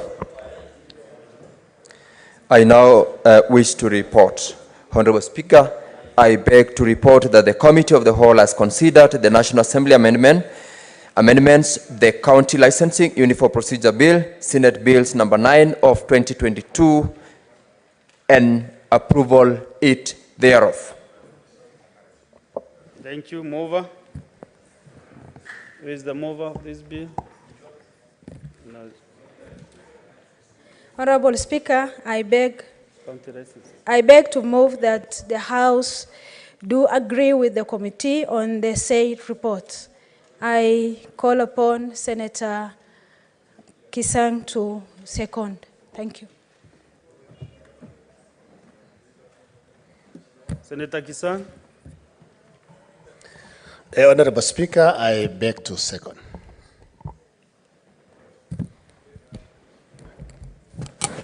Honorable Senators, I propose the question that the House do agree with the committee in the same report.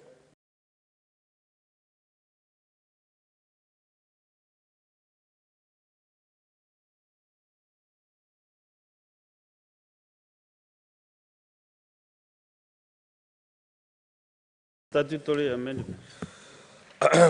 Honorable Speaker, I beg to move that the House do agree with the committee on the said report. I request the Senator for Nyandarua to second. Honorable Speaker, I second. Senator Sigei. Honorable Senators, I propose the question that the House do agree with the committee in the same report.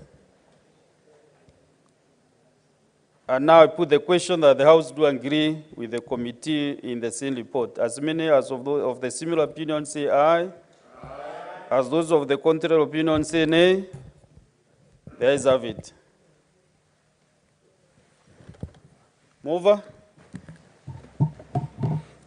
Honorable Speaker, I beg to move that the Statutory Instruments Amendment Bill, National Assembly Bill number 2 of 2023 be now read a third time. I request the Senator for Kitui to second. Senator Enoch Wambua.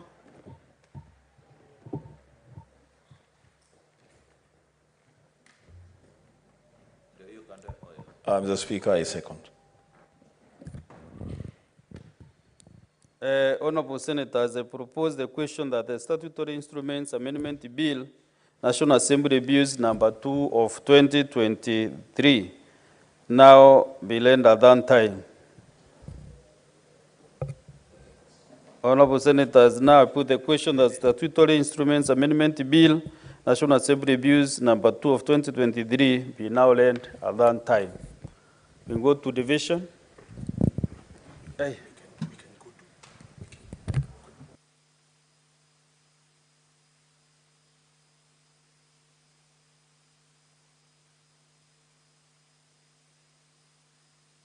Okay, sorry.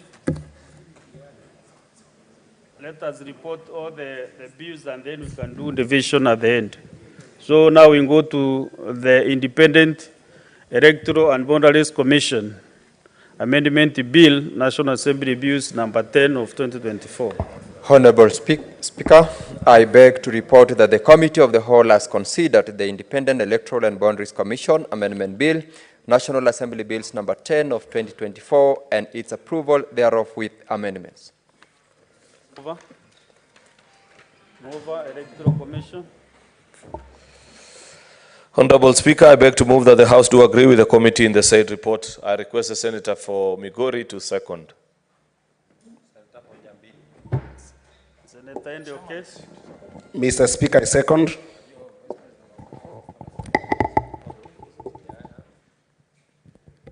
Honorable Senators, I propose the question that the House do agree with the committee in the same report.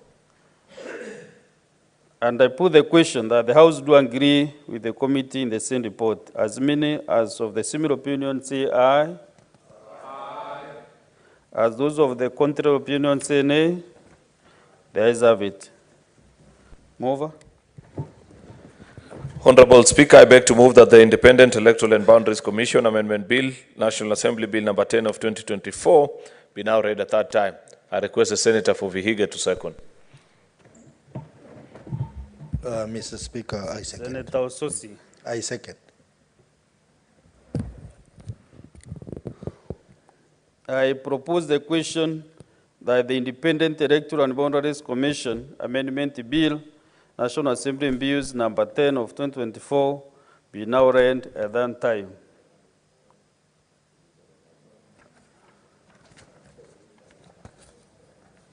Honorable Senators, I put the question that the Independent Electoral and Boundaries Commission Amendment Bill, National Assembly Bills number 10 of 2024, be now read in time, division at the end. Now we are on the county allocation of revenue bill, Senate Bills number 25 of 2024. Chairperson. Thank you, Honorable Speaker. I beg to report that the Committee of the Whole has considered the County Allocation of Revenue Bill, Senate Bills number 25 of 2024, and its approval thereof with amendments. Mover. County allocation. Honorable Speaker, I beg to move.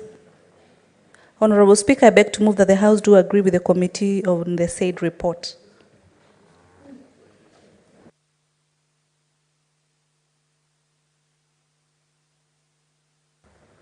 Who is seconding?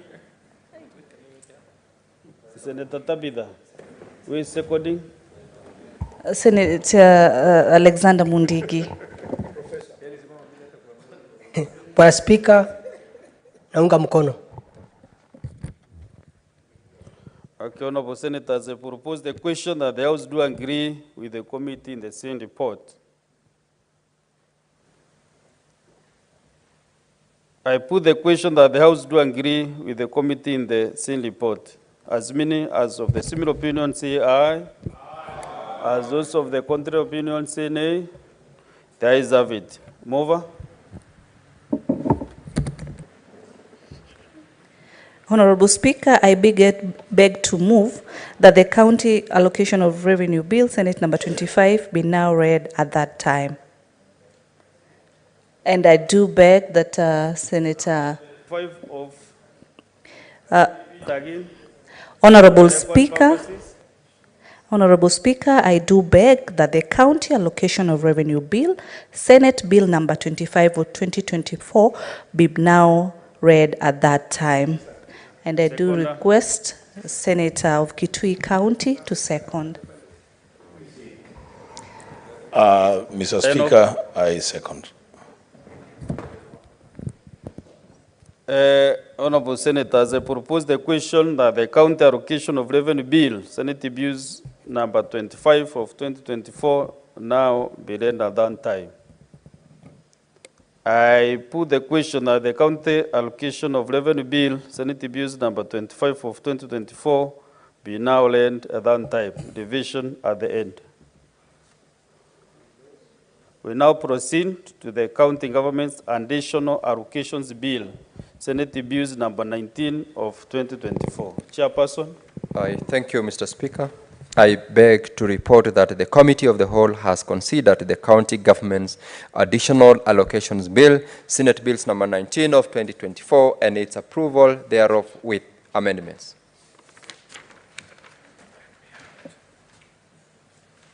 Mover.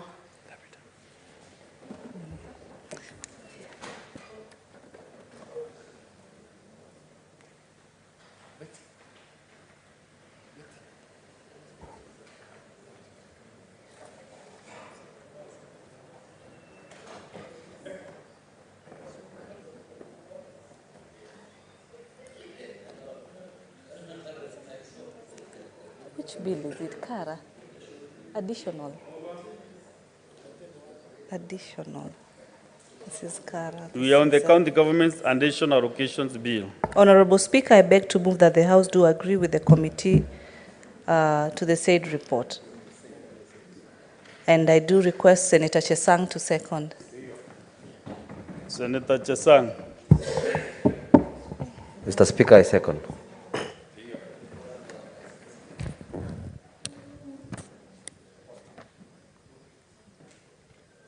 I propose the question that the House do agree with the committee in the same report.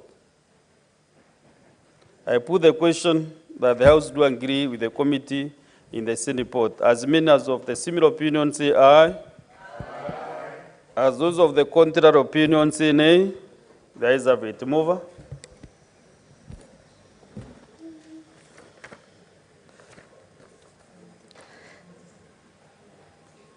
Honorable Speaker, I beg to move that the House do agree with the committee on the said, on the third reading. No, repeat again, Country. Just assist her with what she should be able to pronounce. That's okay.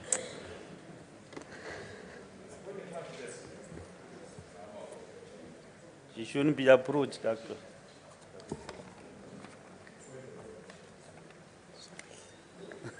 Kwa nini haiko hapa? Mover, proceed. Honorable Speaker, I beg to move that the County Government's Additional Allocation Bill, Senate Bill number 19 of 2024, be now read at that time. And I do request Senator Betty Montet to second. Thank you, Mr. Speaker, sir. I beg to second.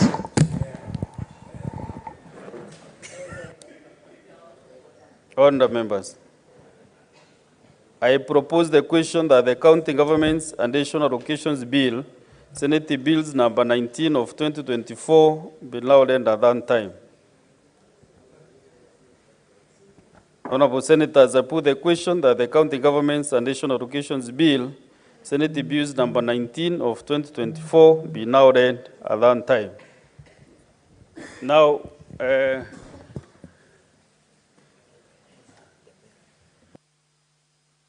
so, Honourable Senators, we have four divisions. Therefore, I order the Sergeant at Arms to ring the quorum bell for 1 minute.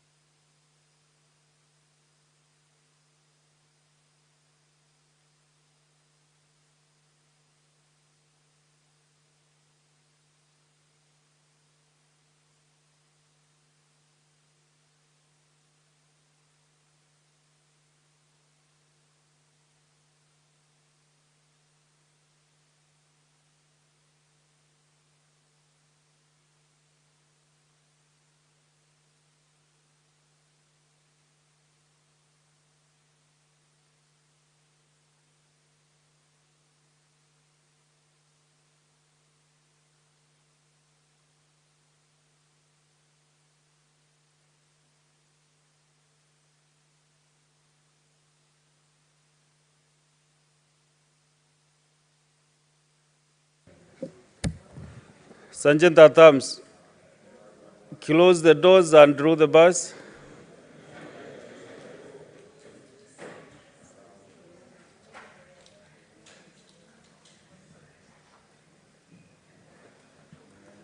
Honorable Senators, we start with the Statutory Instruments Amendment Bill, National Assembly Bills number 2 of 2023. Honorable Senators, I put the question that the Statutory Instruments Amendment Bill, National Assembly Bills number 2 of 2023, be now read at that time.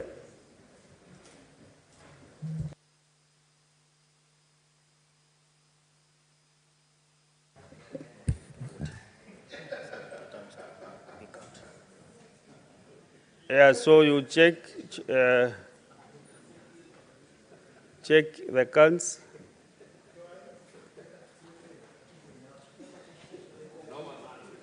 Can you put the, we should start voting, you know, put the system on.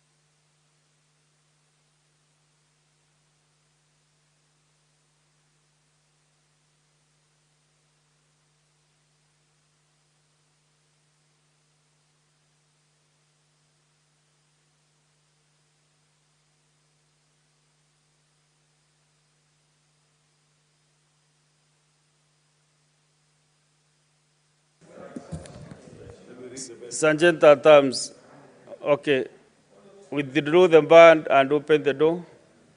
We get the column.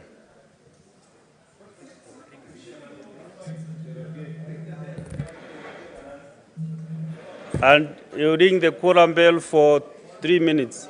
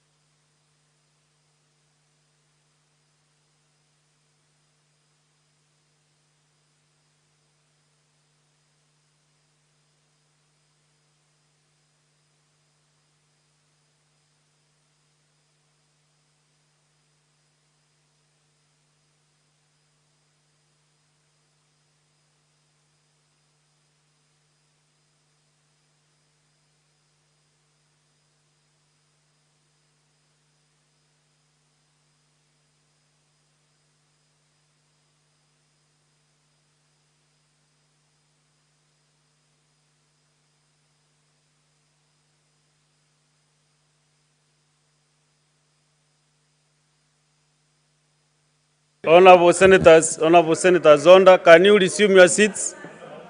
Honorable Senators, have your seats, members. Senator Okech.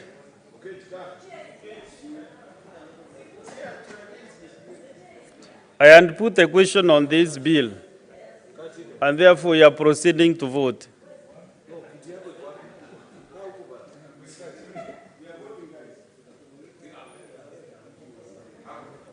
Senators, you can now vote on the Statutory Instruments Amendment Bill, National Assembly Views number 2 of 2023.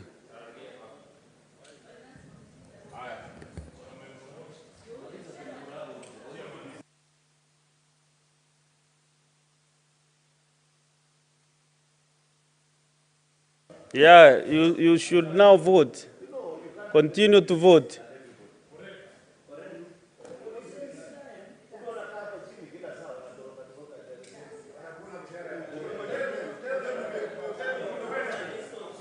Continue to vote.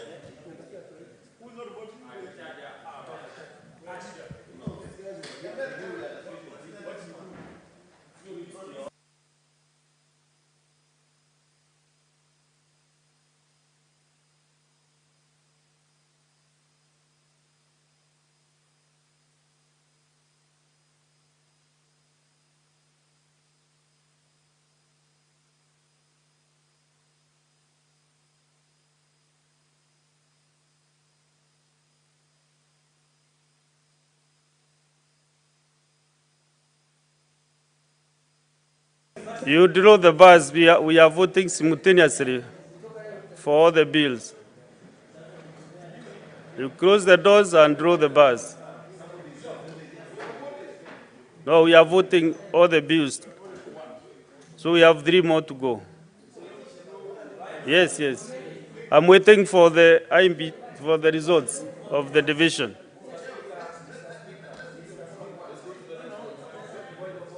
Yes, Senator Mgatana.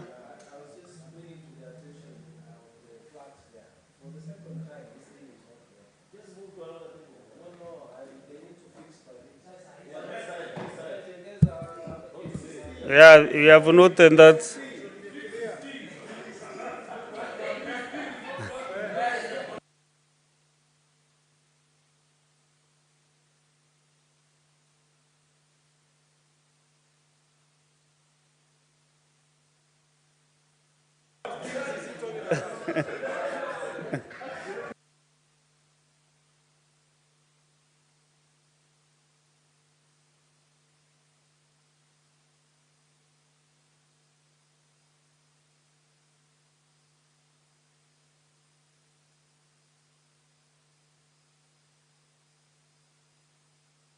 Senator Mgatana approach the table.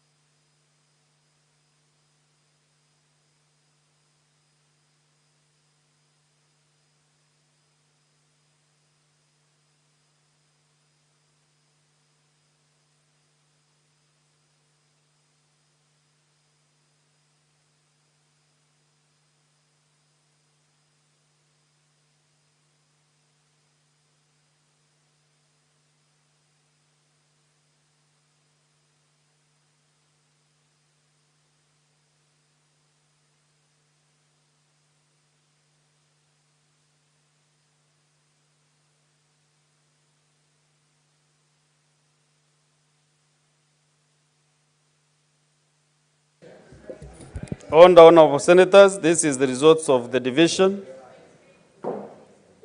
Ayes 24, nays 0, abstention 0. The ayes have it.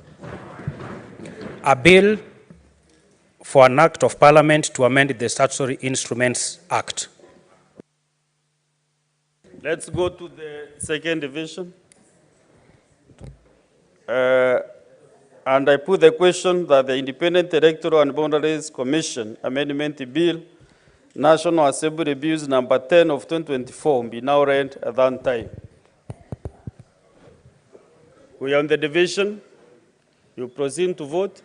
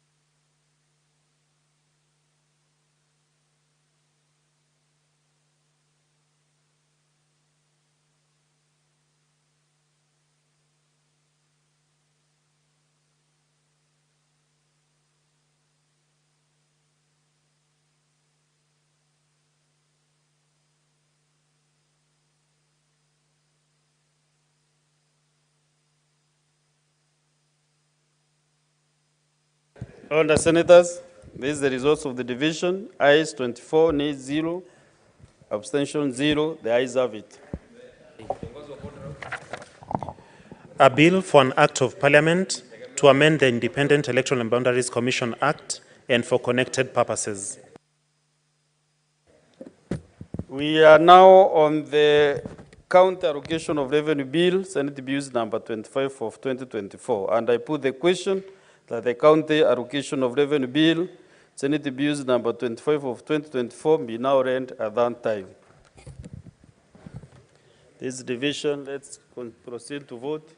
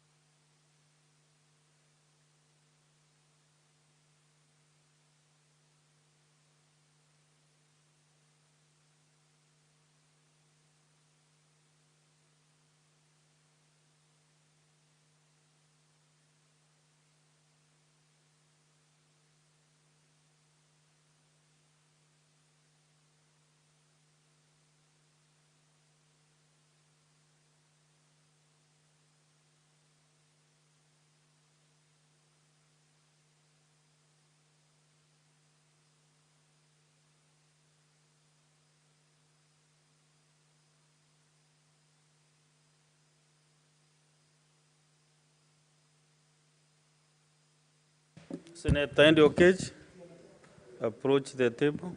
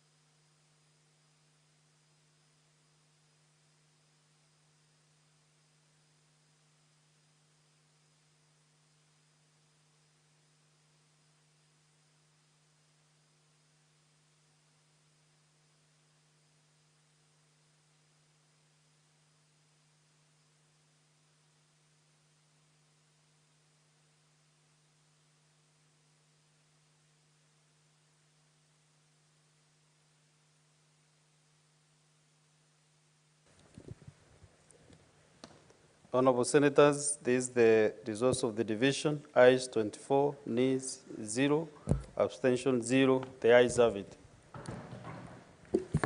A bill for an act of parliament to provide for the equitable allocation of revenue raised nationally among the county governments for the 2024-2025 financial year, the responsibilities of national and county governments pursuant to such allocation and for connected purposes. Honorable Senators, now we are on the last division, the County Governments and National Allocations Bill, Senate Bills number 19 of 2024.